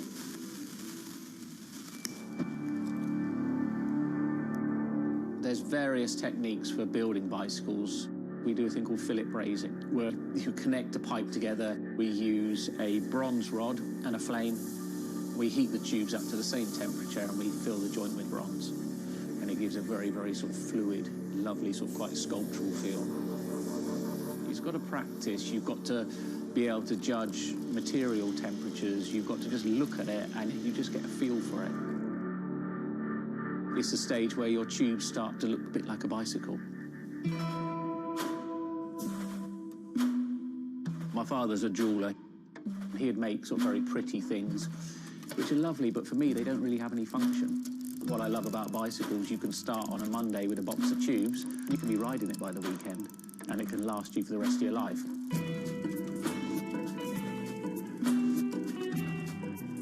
Outside of the frame and forks, the other most important part is the wheels and tyres. When you build the wheels, you have to lace them, so there's little holes going all the way around the rim. You poke the spoke through. We do build all our wheels by hand here because a machine can't get 30 years worth of wheel building experience. Colour is very, very personal. With any of our bikes, you can have them painted whatever colour you want. We've matched one to a teapot, so we can get that scanned and we can match that, or someone's favourite item of clothing. I like to let the bike sit for 4 or 5 days minimum, just so the paint can have time to cure a little bit, and then we assemble it. We get out all the new components, and it's a case of putting them together. Some bikes you can assemble in 3 hours, some will take 3 days. And we've built bikes that cost in the £10,000 plus mark. Some people, they're saving up and this is their bike and they're going to own it for the rest of their lives. So we just want to make sure they get the right thing.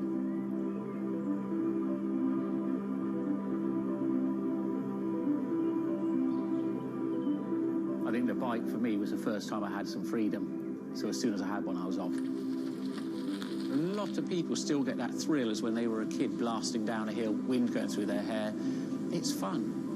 Everyone has their favourite jacket or something that just makes them feel good. If you've got a bike that fits well, you actually feel part of it. Building bicycles as a creative outlet is fantastic. It's not something you do because you're going to get a big paycheck at the end of the day. You do it something you have a passion for it.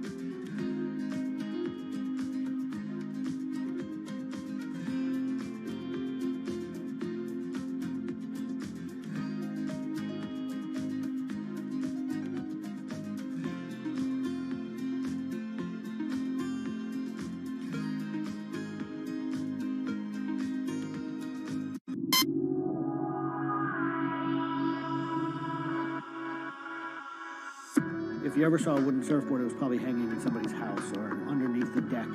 But kind of in the last 10 or 15 years, wood has made a big comeback.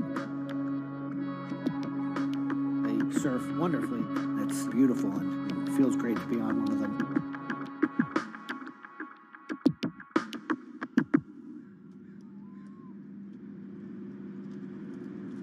I always had a love for wood and kind of passionate about things that went in the water.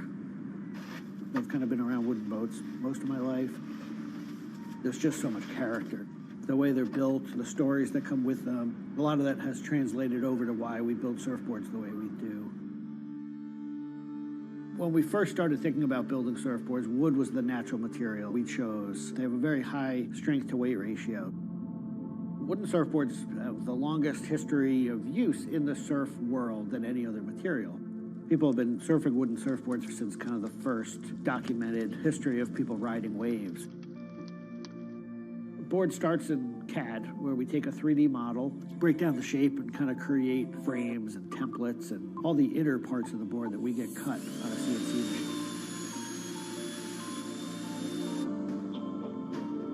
We take those frames and we just pop them out, assemble the frame into kind of a skeleton. We go out to our lumber shed, pick a bunch of cedar, and bring them into our mill shop, put glue along the edges, clamp it all together into a panel. Everything's book matched, you have symmetry in the colors and texture of the wood. Cut your outline. take our assembled frame, gently put it down right on top of the plank.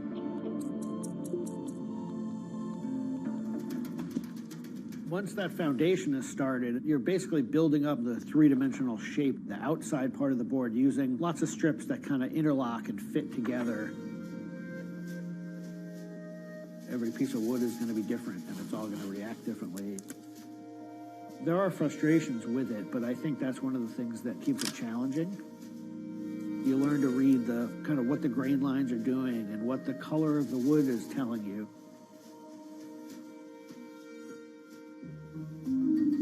Once those rails are cleaned up, we put our top planks on. It's a little bit like putting a lid on a box. It's like, this is it. Whatever's inside that board is staying inside that board. And by tensioning some rope, you can clamp the two together. It's like a time capsule.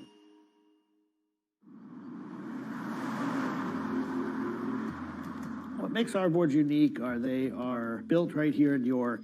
They're built using material that grows right here in the state of Maine. They're built 100% by hand by local craftspeople and surfers. There's a lot of time that goes into these boards, between 40 and 60 hours start to finish. We wanted to build surfboards that were as hollow as they could be, but still be strong enough to work well.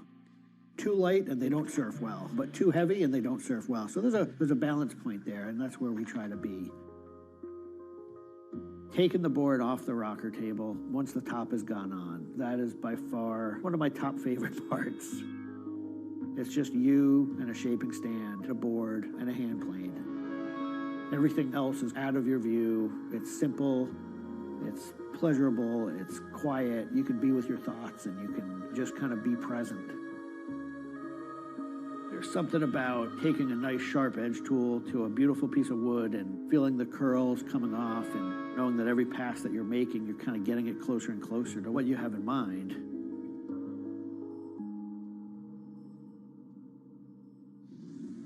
Once we've shaped it down and the board's looking like it's supposed to look like, it's time for it to go into the glassing room. 4-ounce fiberglass, laying it over the board, draping it over the edges, cutting it, applying epoxy, and on the board. Once both sides are lamb coated, it's time to put in the hardware. Drill and router and install the fin box. And on the other side, we drill and put in the leash plug and a vent. There's a lot of air just naturally inside the board, and that air wants to expand and contract with temperature changes. And that vent has a little piece of Gore-Tex fabric in it, and it allows air to kind of breathe both ways, but it doesn't allow water to get in. Once all that hardware is put in, it goes back into the glassing room. We brush a nice, beautiful, thick coat of epoxy over the whole surface, and that we call a gloss coat. That's supposed to look beautiful and glossy and shiny and flawless. You get to see that board come to life. Whatever the colors in the wood, they really come out. It just makes it look like candy. You just want to touch it and run your hands down it, and it's just kind of the icing on the cake.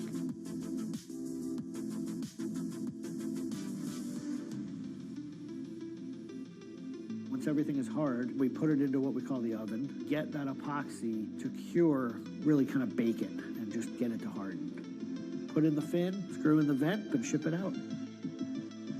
We just love the idea of building something that's sustainable and long-lasting and made by hand. Kind of gives you a deeper connection to the product over something you might buy on a shelf.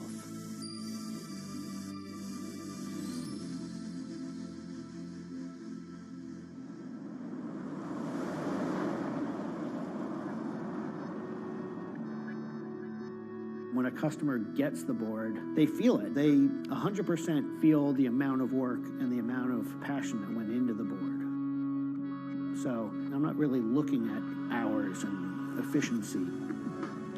We're looking at like doing it right and enjoying it as we go.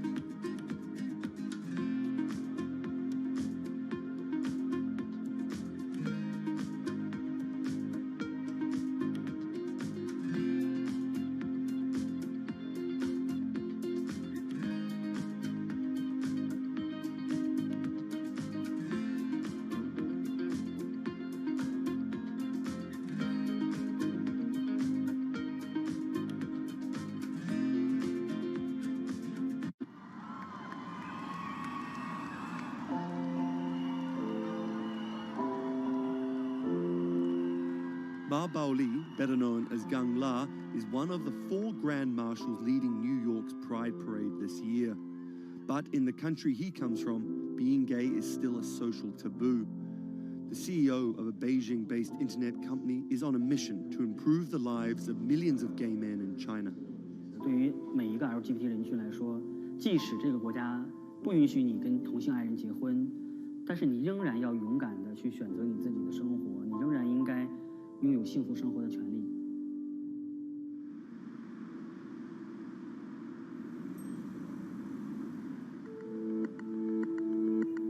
Ma's company Blue City runs an app and a website specifically for gay men.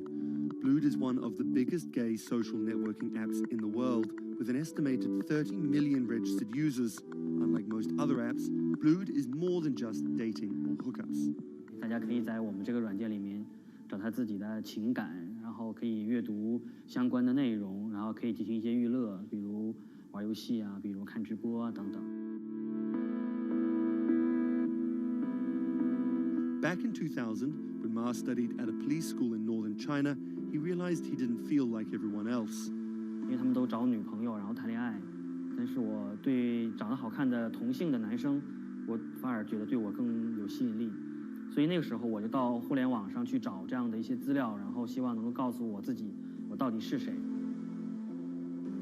互联网上所有的信息都是负面的，都是错的，就是说同性恋要电击疗法，要被治疗，然后要吃药等等。After visiting some foreign websites with different attitudes to homosexuality, Ma created his own site for a Chinese audience, encouraging people that 他们也是正常的，他们不用自卑，然后也不用自杀。Even though attitudes towards homosexuals are slowly changing in China, it's still a social stigma.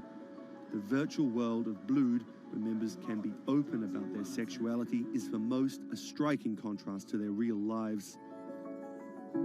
This is live streaming, a function added to Blued in late 2015, right as the internet craze was starting to take off in China. Many self-made stars like Jin make decent amounts of money by receiving audiences' virtual currencies and gifts. 我们是不是彼此的初恋？初恋这种事儿多不靠谱啊！ For Kyle and Klaus, a couple who have come out, live streaming on Blued means something different.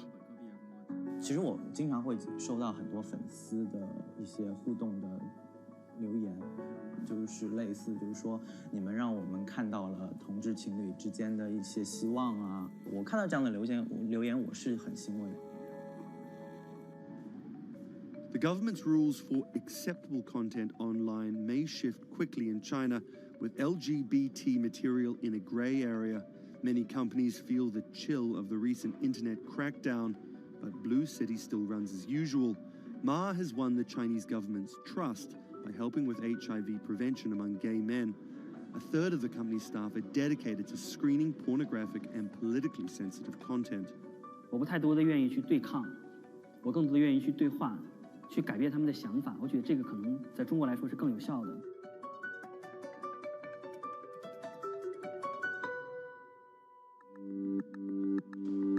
In the past 5 years, Blue City has grown from a team of 7 people to a promising business with about 250 staff. Ma said the company earned over $15 million last year, mainly through advertising and selling virtual currencies to live streaming audiences. Now the company is expanding overseas. 我希望吧，通过我们的努力，Blue能够成为全球第一家在美国纳斯达克或者是纽交所上市的这样的同志互联网公司。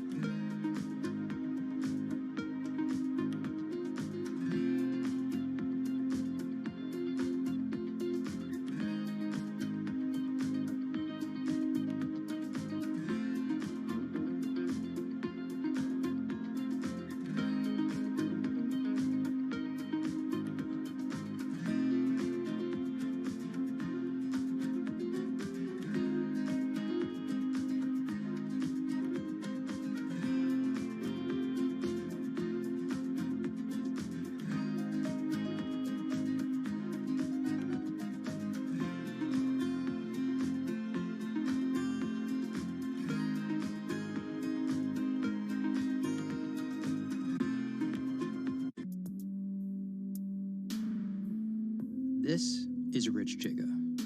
He's a Chinese rapper by way of Indonesia, and he's very popular on the internet. This is Joji. He's a Japanese-Australian singer, and he's also very popular on the internet. Plus, Joji invented the Harlem Shake meme. Let me say that again. This guy, Joji, in the blood bathtub, invented the Harlem Shake meme. But we'll come back to that. So Rich and Joji are both signed to 88 Rising, an entertainment company hoping to build a lasting global brand that will outlive singular moments of virality. They primarily create content combining Asian culture and hip-hop, a formula that apparently pleases the internet gods greatly. They've only been around for 18 months, but they're already putting up major label numbers.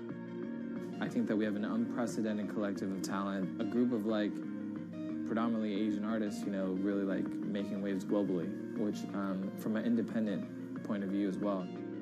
88's founder, Sean Miyashiro, cut his teeth launching Vice's electronic music channel, Thump.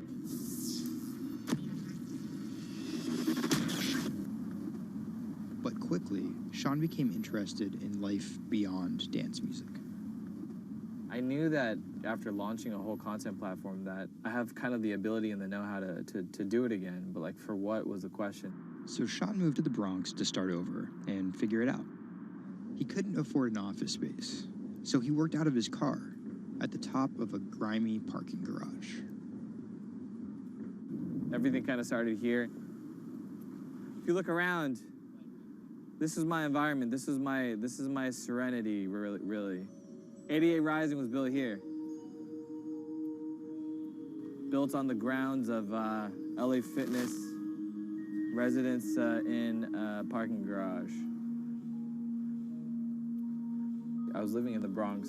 I'm just like, damn, where the hell do I go? So I just come up here and I just kind of figure things out every single day. Being like, okay, what the hell is this thing?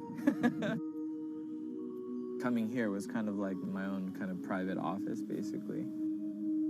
Like, to be honest, I would even go to the bathroom here. I would like take pisses here, you know what I mean? Like, it was, it's just too far to go back down there. When I need Wi-Fi, I'd spend a good part of the day at Dunkin' Donuts. Hi, how are you? Can I get a chicken snack wrap? Before 88 Rising officially launched, Sean caught a surprise break in the form of a Twitter friendship with a funny 16-year-old kid from Indonesia named Brian, who taught himself English by watching Rubik's Cube tutorial videos on YouTube. Seriously, that's true.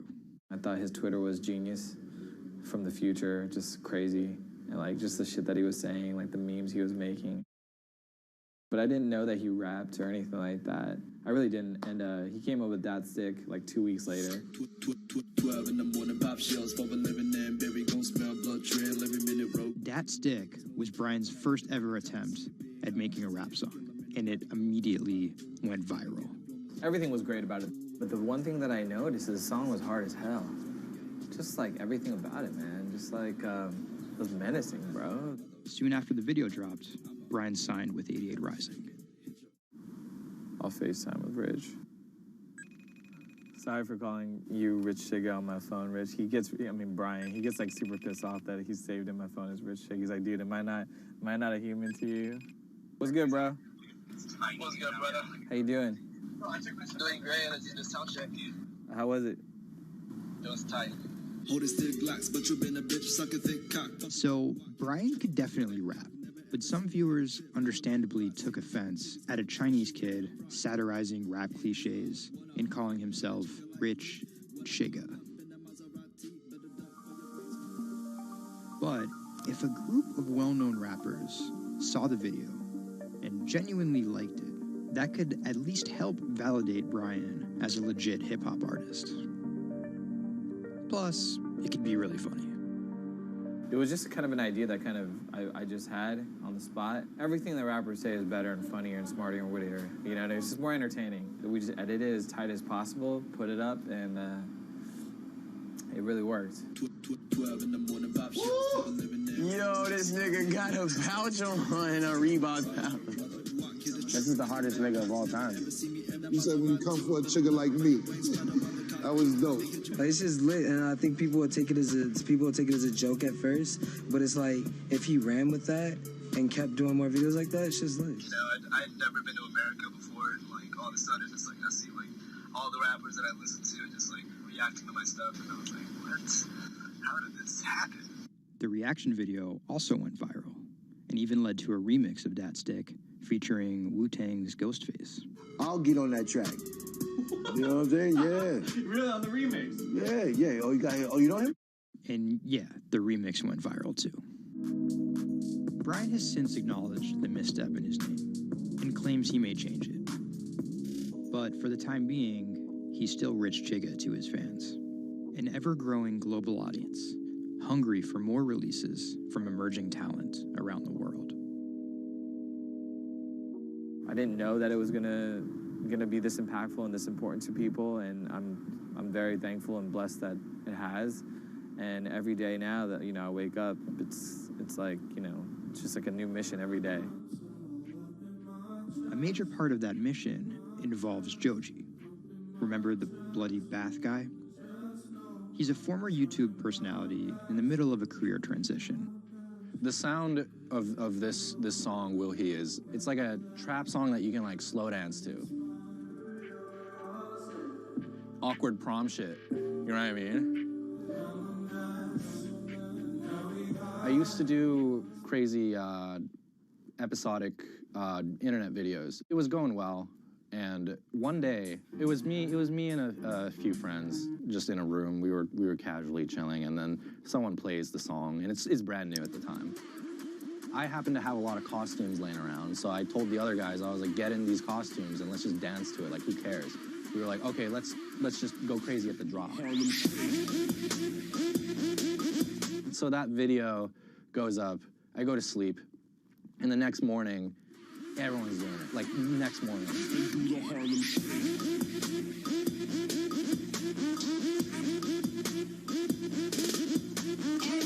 That taught me a lot about the internet, how people want to just be a part of something. And from that point on, something changed, and I was a little better at understanding demographics and people and what they want to see and what they want to hear.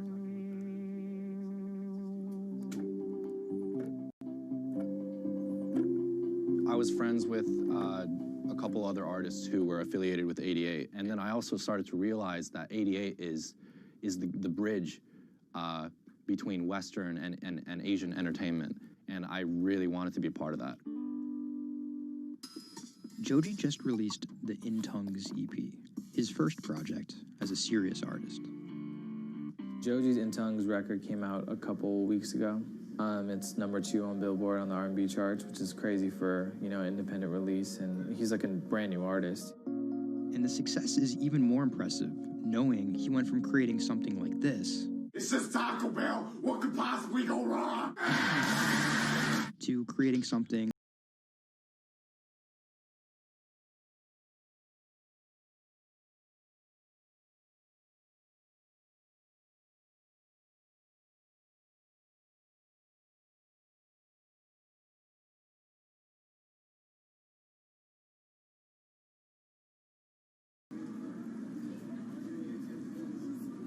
Tonight, Rich Chigga has a show in New York City. Tickets sold out in an hour. I came here, I'm first online. I was here at 1. I was the third person online. So why'd you get here so early? Because I want to see Rich Chigga. I want to touch him. What do you guys think of Joji? He's That's my dad, son. You guys copped the new EP or like? Yeah. I woke up at 6 in the morning just to cop that shit. And then I listened to it, and that shit started making me cry. This is actually kind of exciting. Every time, this never gets old. Like, you live online and social media, but like, there's nothing like just being with the people.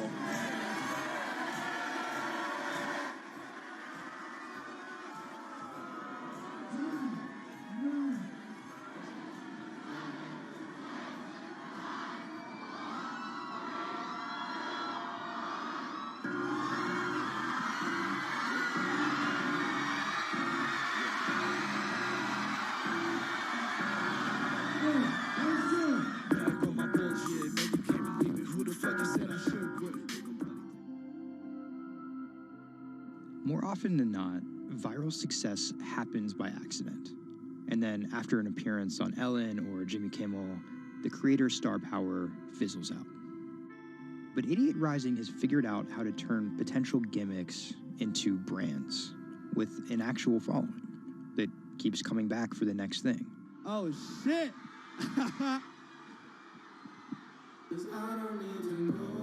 So keep an eye out for Idiot's next move.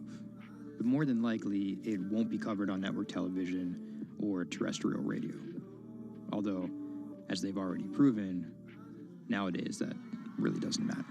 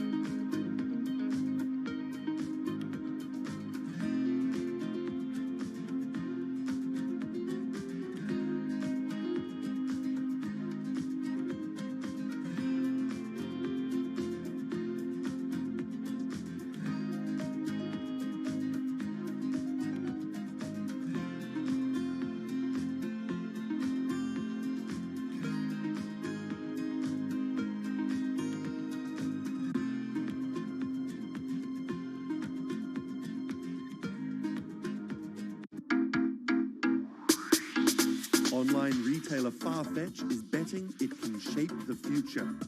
This is its concept store, showcasing the latest in retail tech. How do you capture all of that fantastic information that you gather in store with customers, touch and feel products? And we created a concept called the Connected Rail.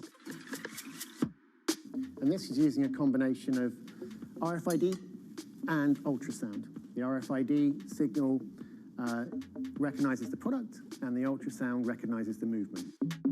Take the product off, and then you'll start to see your products appear. And essentially, it's like online browsing behavior.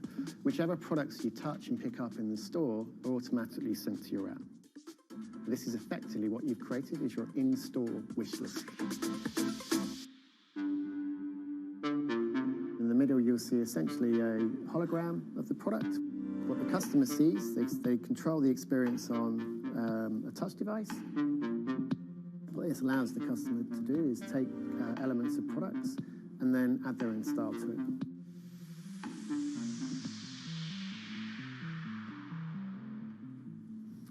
Right, so this is the connected mirror. So in this example, I see my products. I select a coat, and that's tried it, and it's slightly too big for me. So what I can do is choose an alternative size and send a request to the sales associate, and they'll bring that size to me in the fitting room mirror. You'll also see that we've got some product recommendations here. Crucially, the sales associate's able to push items into the mirror from their device.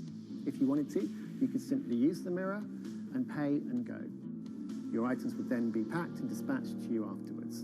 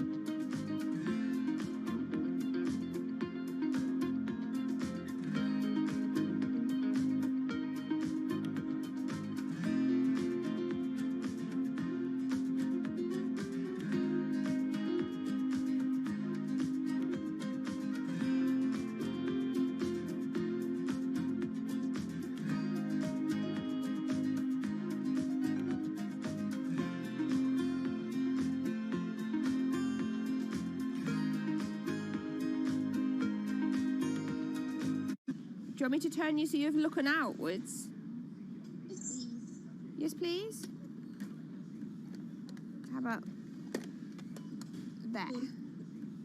First time we came out with B, Jade said, "It feels like I've been released from prison." Do you want these, Mrs.? Definitely. Definitely. Right. Yeah. And she could say hello to everybody, people she hadn't seen for months. It's Hi, it's Jade. Jade.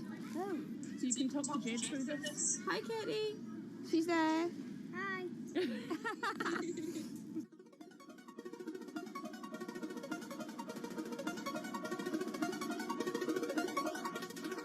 Every time anyone's seen her, they want to know why she's there. And it's kind of the opposite of when you're in a wheelchair and people see you and they kind of go, oh, should I look? I don't know what the right protocol is. When there's a tiny robot with its bright little eyes going around just looking happy everywhere, it really opens you up for conversation. We've got some friends here, look. Hiya! When I saw her for the first time, I remember thinking, this is going to change things. This is one of those points where if this was a book, this would be the cliffhanger.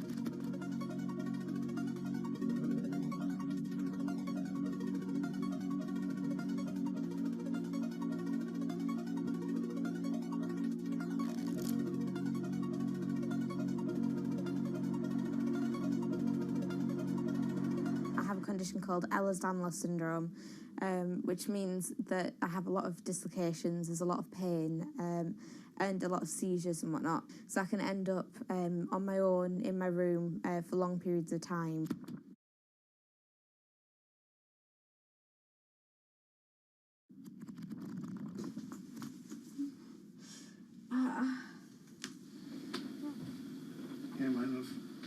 A lot of the time, with a condition like my own, of course there's the pain, and the pain is bad, and the dislocations are bad, and the seizures and being in paralysis and never knowing whether you're going to be able to wake up properly tomorrow, that's bad. But what's worse still is being able to count the number of people you see a day on one hand. Are you ready? Sure am, I'm just hoping the connection's going to stay. Yeah, me too. Alright, here we go. When you're used to just the same little metre by metre and a half window every day, and you've been there for months, being able to just see the sky from somewhere else, or the tops of trees, or a sign, is incredible. Or being able to have that kind of chat in the car that most people would probably take for granted. I'm going to go past Grandma and Grandad so you can give them a wave. Now, if Jade is particularly seizure-y, she can still take part. And that's brilliant, really, because before she would just be left in a bed or in a house with just her carers. It's quite a small world, that. Right, so there's one of them. Here, this costume I'm busy making at the moment. When I'm not on bed rest and I'm not just wearing pyjamas all the time, I enjoy being able to dress as different characters and go to Comic Cons and that kind of thing, because it just lets me show a different side of myself, and it's a bit of fun. If you can't go out that often, you've got to enjoy it when you do. Was that? Good. It's one of those weird things where I want to not have to use B because I want to be well enough to be able to go to those places myself. Like, it really makes a big difference to me to be able to go into school. But the thing is, with my condition fluctuating all of the time, I can't go into school reliably.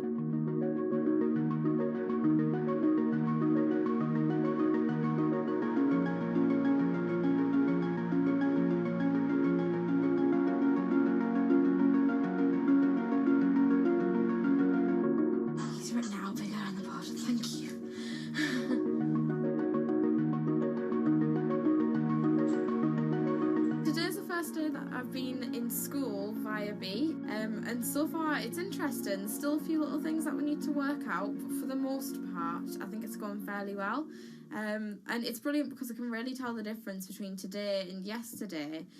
How yesterday I forced myself to go into school when I wasn't very well and I was really tired afterwards and ended up having loads of seizures, whereas today I've been able to do all of the work. I've been able to keep a clear head and not be ill, which means I'm able to be more focused on my schoolwork.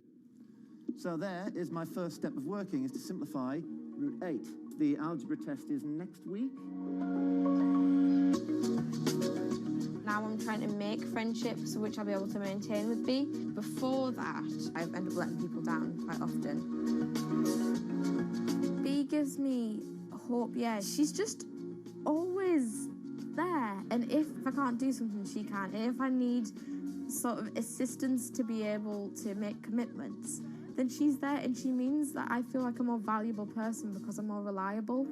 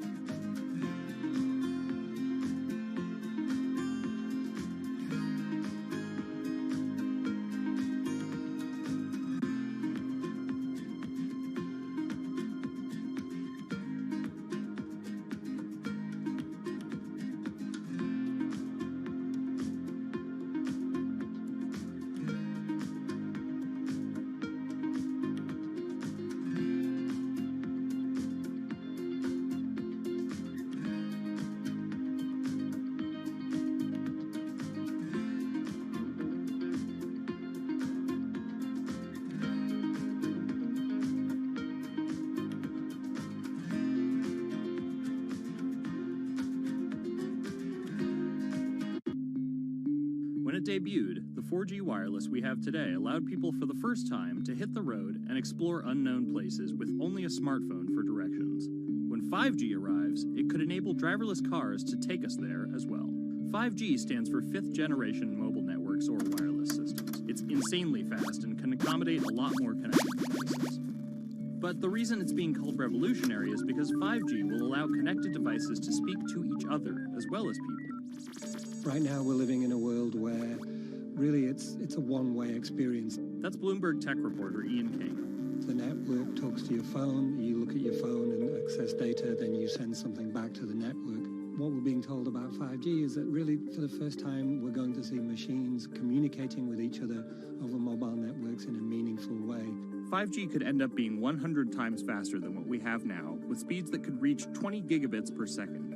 In plain English, that means downloading a full-length HD movie in seconds. 5G will also increase total bandwidth, which we will need in order to accommodate the growing Internet of Things.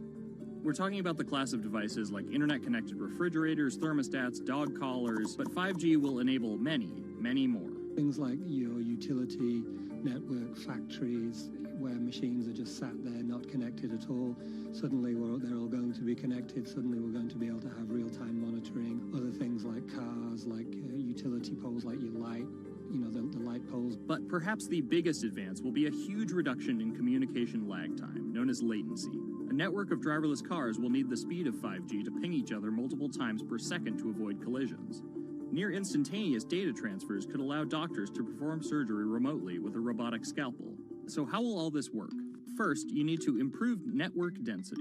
And that's just a fancy word for saying you put more towers out there. What we're being told is that's not actually the case with 5G. The idea is 5G will not only use the existing mobile spectrum, but also tap into higher frequencies called millimeter waves. Millimeter waves can carry more data, but only travel short distances. This may mean you'll see a lot more of these base stations around town.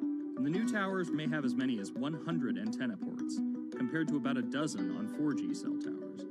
So when will we get 5G? Getting 5G ready is expected to cost providers $275 billion over 7 years in the US alone. Look for the first 5G service to pop up in big cities sometime in 2019.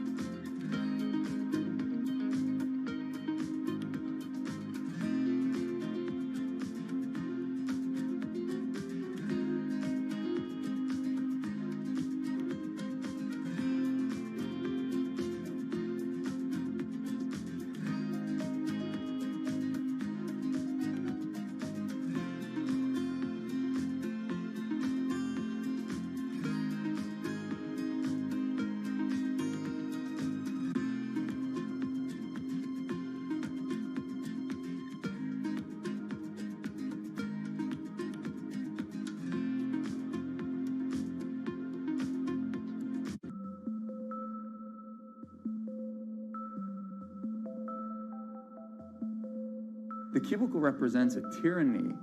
It confines your imagination, your thoughts, into a small physical area. Imagine pretty much every software engineer or finance person being able to, disconnect from their desk and look at holographic monitors on a beach and doing their work from there. That's not going to be science fiction. It's the modern office place. Silicon Valley is all about building the future. A startup called Meta thinks it's getting there first, thanks to a big bet that it's made on augmented reality. How are you? Good, thank you. Welcome to Meta. Thank you.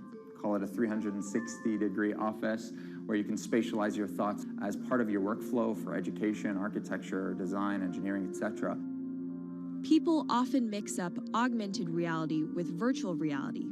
VR totally blocks your ability to see or hear the real world. AR overlays holograms onto what you already see.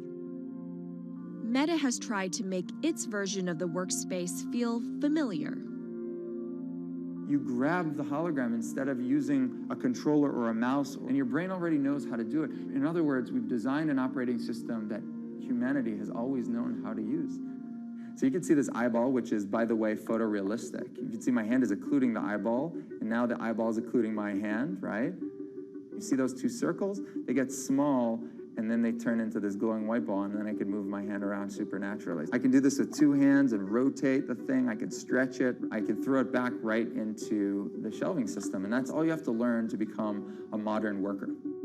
And to prove this, the employees at Meta have started to get rid of their computer monitors, trading them in for Meta's augmented reality headsets.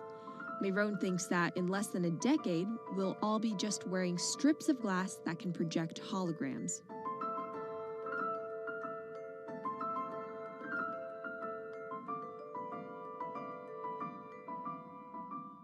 In the early 80s, everybody had computers on their desktop, but no one was using them because they had a lot of work to do.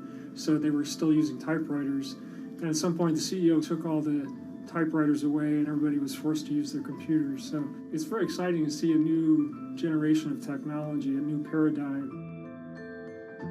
I consider us like pioneers in the holographic wild. I'm pulling up my browser with my hands and sending out emails to colleagues and just kind of really acclimating to the new environment.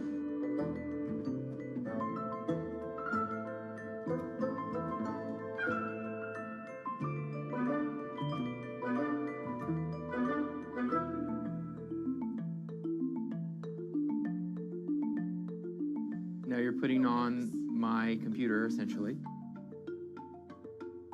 Our digital lives live on our phones. We have all of our pictures and notes and all these kinds of things. So why don't you write yourself a little sticky note? I like it. And go ahead and just take your fist right over the top of the sticky note and close your fist. And now... Oh, what? Meta's own transition to augmented reality has run into plenty of unexpected problems. And it's still going to be a while before you'll start to see these devices in your office. But I think it's a future worth waiting for.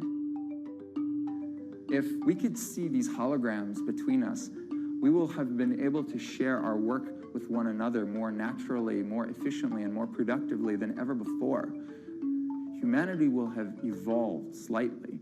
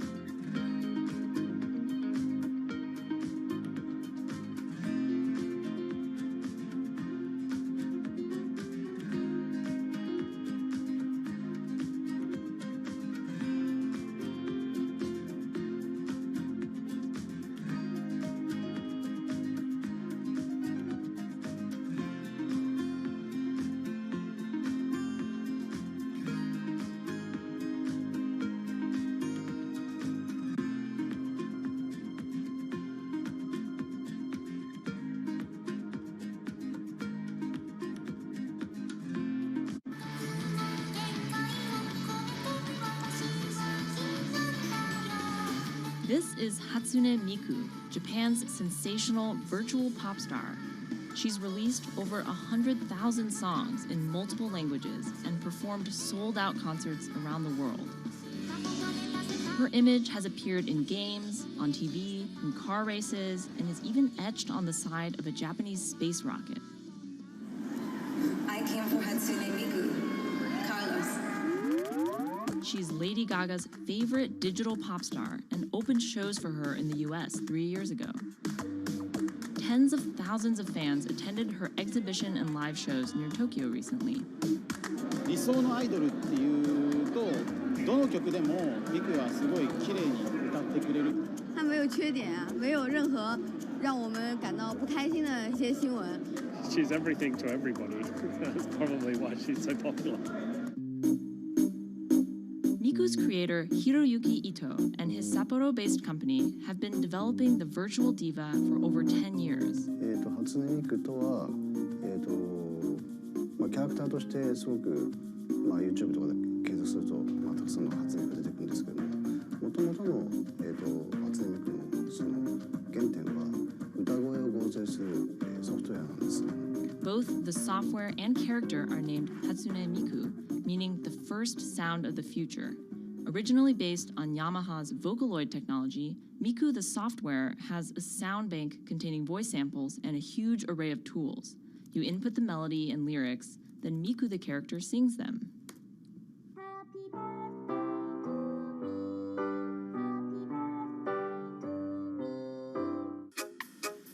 To date, Krypton has sold 120,000 software licenses at $200 each to fans around the world who use it to create numerous songs and share them online.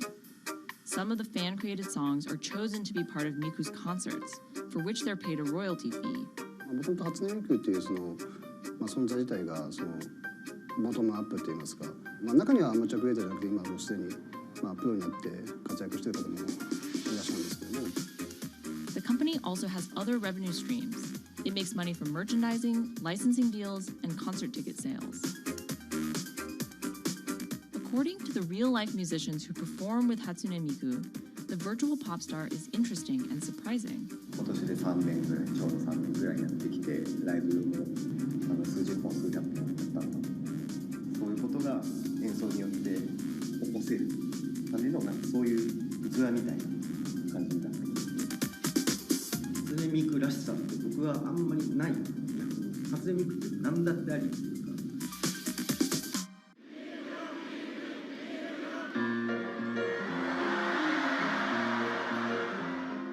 For Ito, Miku has the potential to change the way we think about music. そういう新しいそのテクノロジーによって新しい音楽のあり方っていうのを模索していきたいと思っていました。And for her fans, it goes even further. 初音ミクって魂がないので、だからみんな魂を作り上げるために存在する。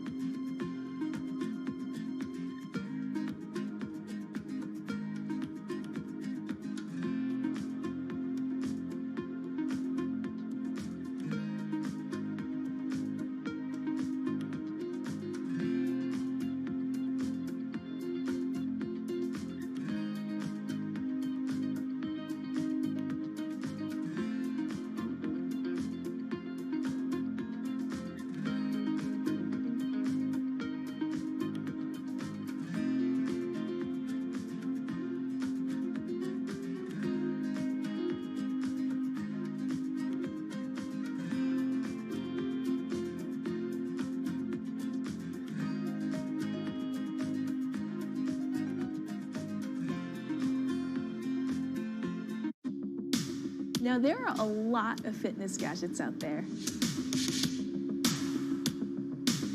In my quest to get fit, I tested 17 of them over the last few months. At least one personal trainer I know was a little bit skeptical. Yeah, I've been watching these new technologies come to the market for almost as long as I've been a personal trainer. They're just tricks and tropes.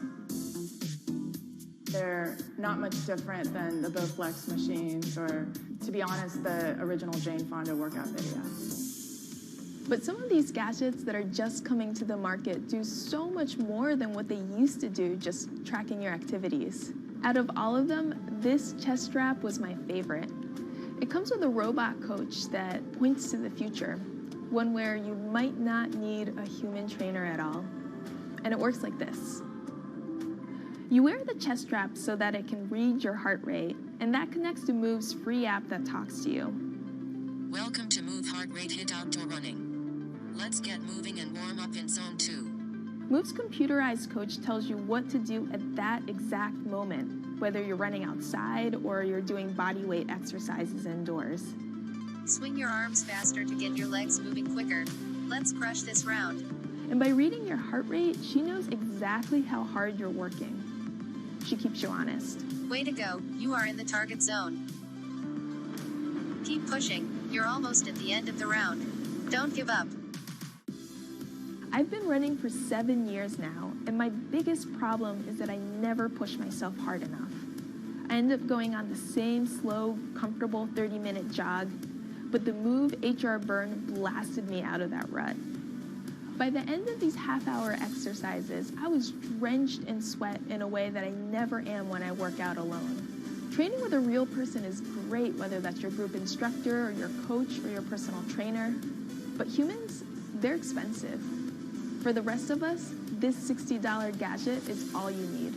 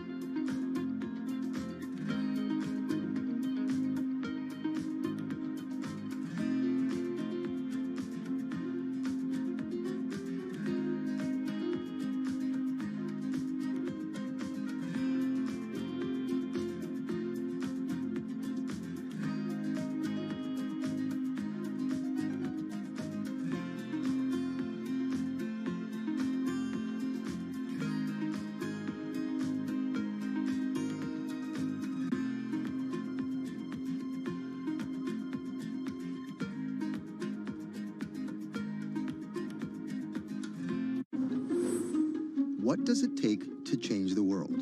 A big army? A cure to a pandemic? A revolution? All of these take either a lot of people, thousands of hours, or massive amounts of space. But for Julian Assange, all he needs is one room, an internet connection, and the world will listen. Assange is located here, and more specifically, right here. And from that location, he's posted government secrets, classified documents, and leaked emails from some of the world's most powerful people. And in doing so, has been labeled a hero, a villain, a nihilist, and everything in between. This is how an Australian programmer sequestered in the Ecuadorian embassy in London became one of the most influential and notorious people in the world. Born in 1971 in Townsville, Australia, Assange has always been on the move. Living in over 30 homes by the time he was in his mid-teens, Assange, along with his mother and half-brother, finally settled down in Melbourne. His introduction to hacking started at 16 when he was given a Commodore 64, which he attached to a modem.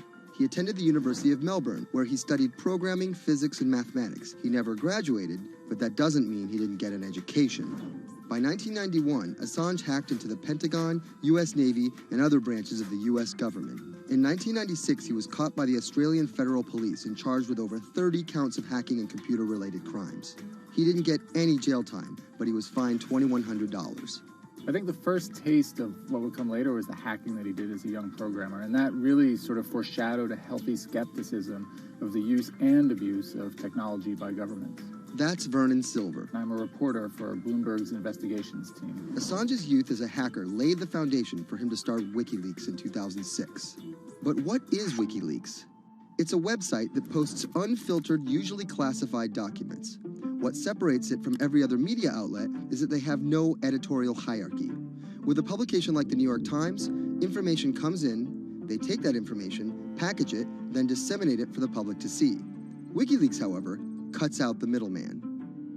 WikiLeaks gathers information, most of it given to them anonymously. So what they're doing is really very simple. They get the information in one end from who gives it to them and out the other with sometimes minimal interference. Julian Assange is the leader of that, the mastermind, the creator, and really, because he thinks of it as a journalistic enterprise, the editor-in-chief. But every story starts with a source, and Assange has some unconventional sources. Julian Assange does not hack as far as we know. He is the recipient of people who are either insiders who give him secret documents or hacked emails from a foreign power. That's Eli Lake. I am a columnist for Bloomberg. And there was no source bigger for Assange than Chelsea Manning. He used to be known as U.S. soldier Bradley Manning. In 2010, Manning provided Assange and WikiLeaks with hundreds of thousands of leaked government documents. WikiLeaks quietly began releasing the documents in February of 2010, then made big headlines in April by posting what is now known as the collateral murder video.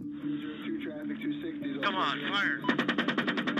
It was a vivid, graphic video. It changed the debate on the Iraq War, and importantly, it put WikiLeaks on the map when they put it online, and they couldn't be ignored at that point. And those leaks were just the beginning. They went on to post more than 90,000 leaked documents known as the Afghan war logs, 390,000 documents known as the Iraq war logs, and 250,000 private messages between diplomats called cables in what is now known as Cablegate. These leaks were met with very real ethical questions. The problem with publishing those cables was that a number of confidential sources for U.S. diplomats who faced real danger when their names were exposed.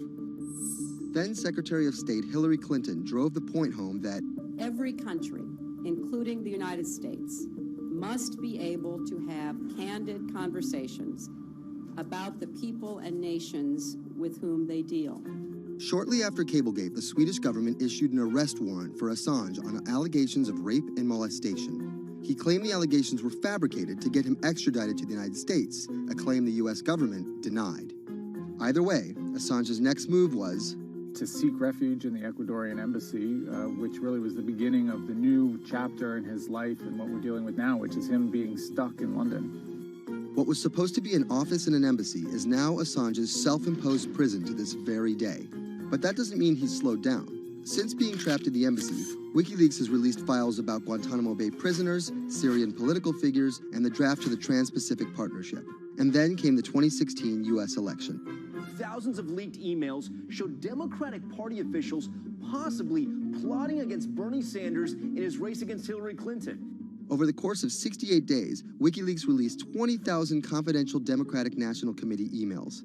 In terms of the presidential race, if you look right here, when Assange released the first batch of emails, Trump actually takes his first lead against Clinton. I think we've had enough of the Clintons, in all fairness. Once WikiLeaks started exposing secrets of the Democratic Party, Julian Assange became a hero to many on the right. Public opinion kind of flip-flopped. WikiLeaks. From the emails, we now know Hillary Clinton's campaign manager makes risotto, and also how the DNC squashed Bernie Sanders' campaign. One thing we don't know is who gave Assange the stolen emails in the first place. Many leading Democrats say they suspect it was the Russians. They released an analysis from a private cybersecurity firm that had said it was the Russians. But Assange claims our source is not the Russian government, and it is not a state party. So this is where we stand today. The public still doesn't know who provided the emails to WikiLeaks. Meanwhile, Assange is still running WikiLeaks and still releasing documents. In March 2017, he started publishing documents from the CIA's Center for Cyber Intelligence called Vault 7. The CIA, the agency charged with finding and keeping our top secrets, can't keep its own secrets. As long as Assange has a connection to the world, no government secret will be too far from exposure. Julian Assange is still in the embassy. Maybe he'll leave, maybe he won't. Kind of regardless, his work has been done. He's changed the way people think about their governments, about their own secrets, about their own hackability, and really the world has changed because of him.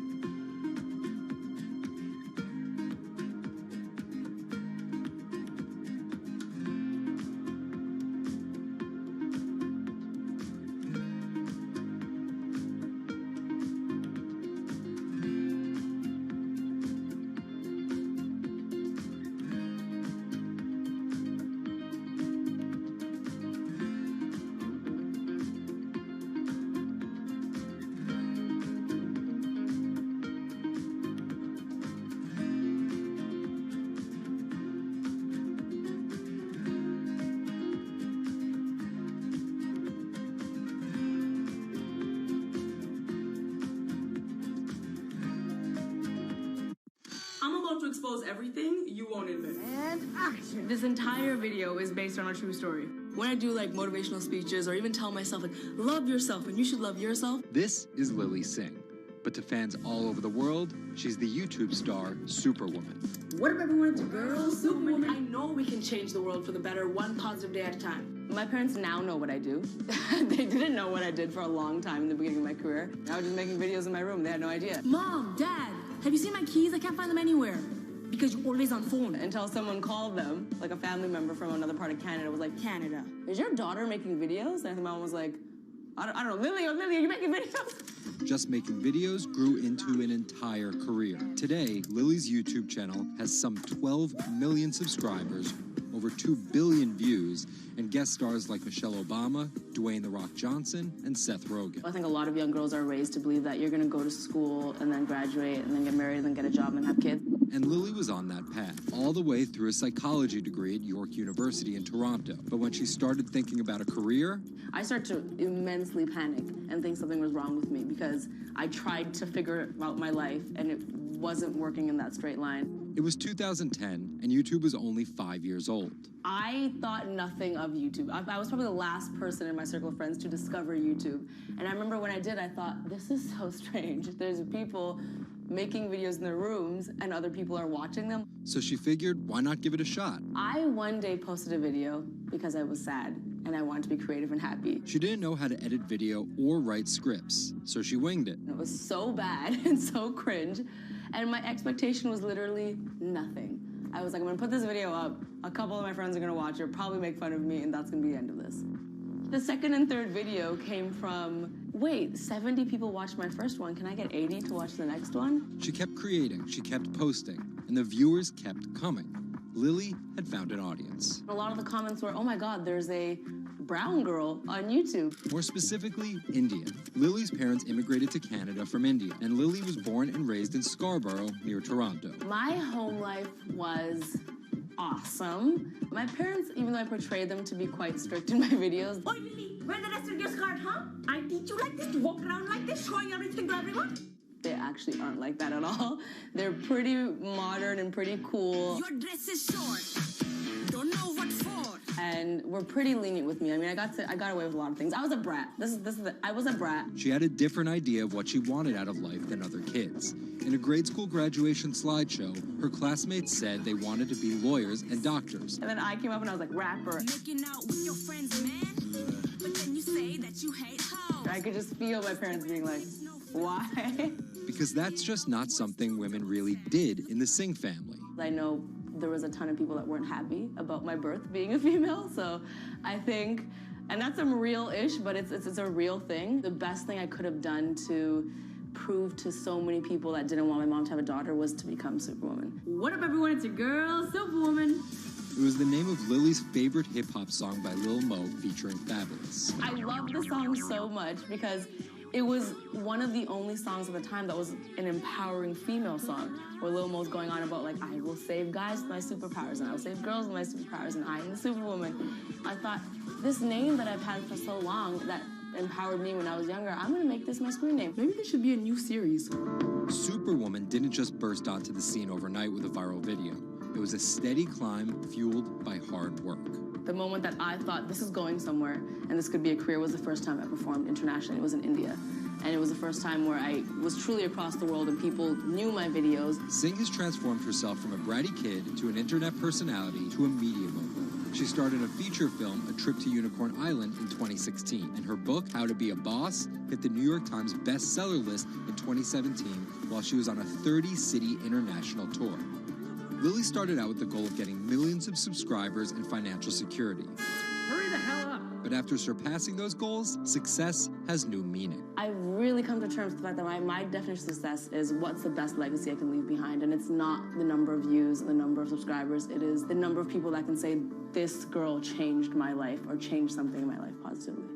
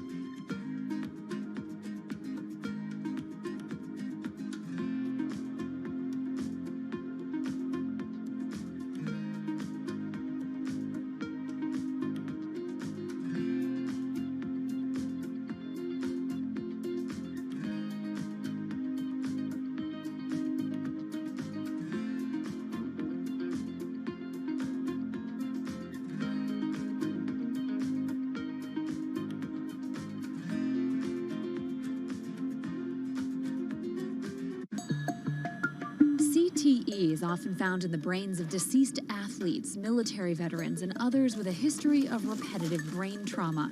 Hundreds have donated their brains to the VA Boston University Concussion Legacy Foundation Brain Bank. This is a former NFL player who died in his early 70s, and this is a veteran who also died in his early 70s.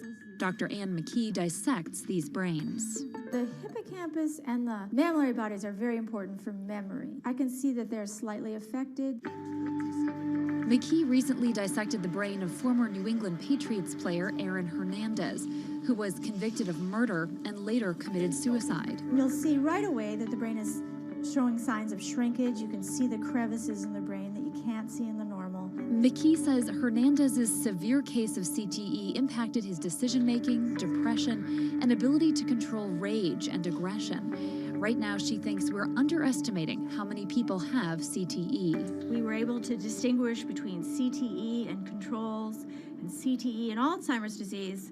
The next question is, can we do this in the blood, and can we do this in living people? And we aren't there yet with those answers. But the need for a diagnosis in the living is motivating companies such as Quanterix in Lexington, Massachusetts, to work faster on technology that could diagnose concussions and CTE in as few as 30 minutes. Kevin Rosovsky is the CEO. It's like a high-powered microscope. And so by doing that, we can see little biomarkers that you couldn't see before in the blood. Quanterix received a grant from the NFL and just went public. Since then, its stock is up more than 40%.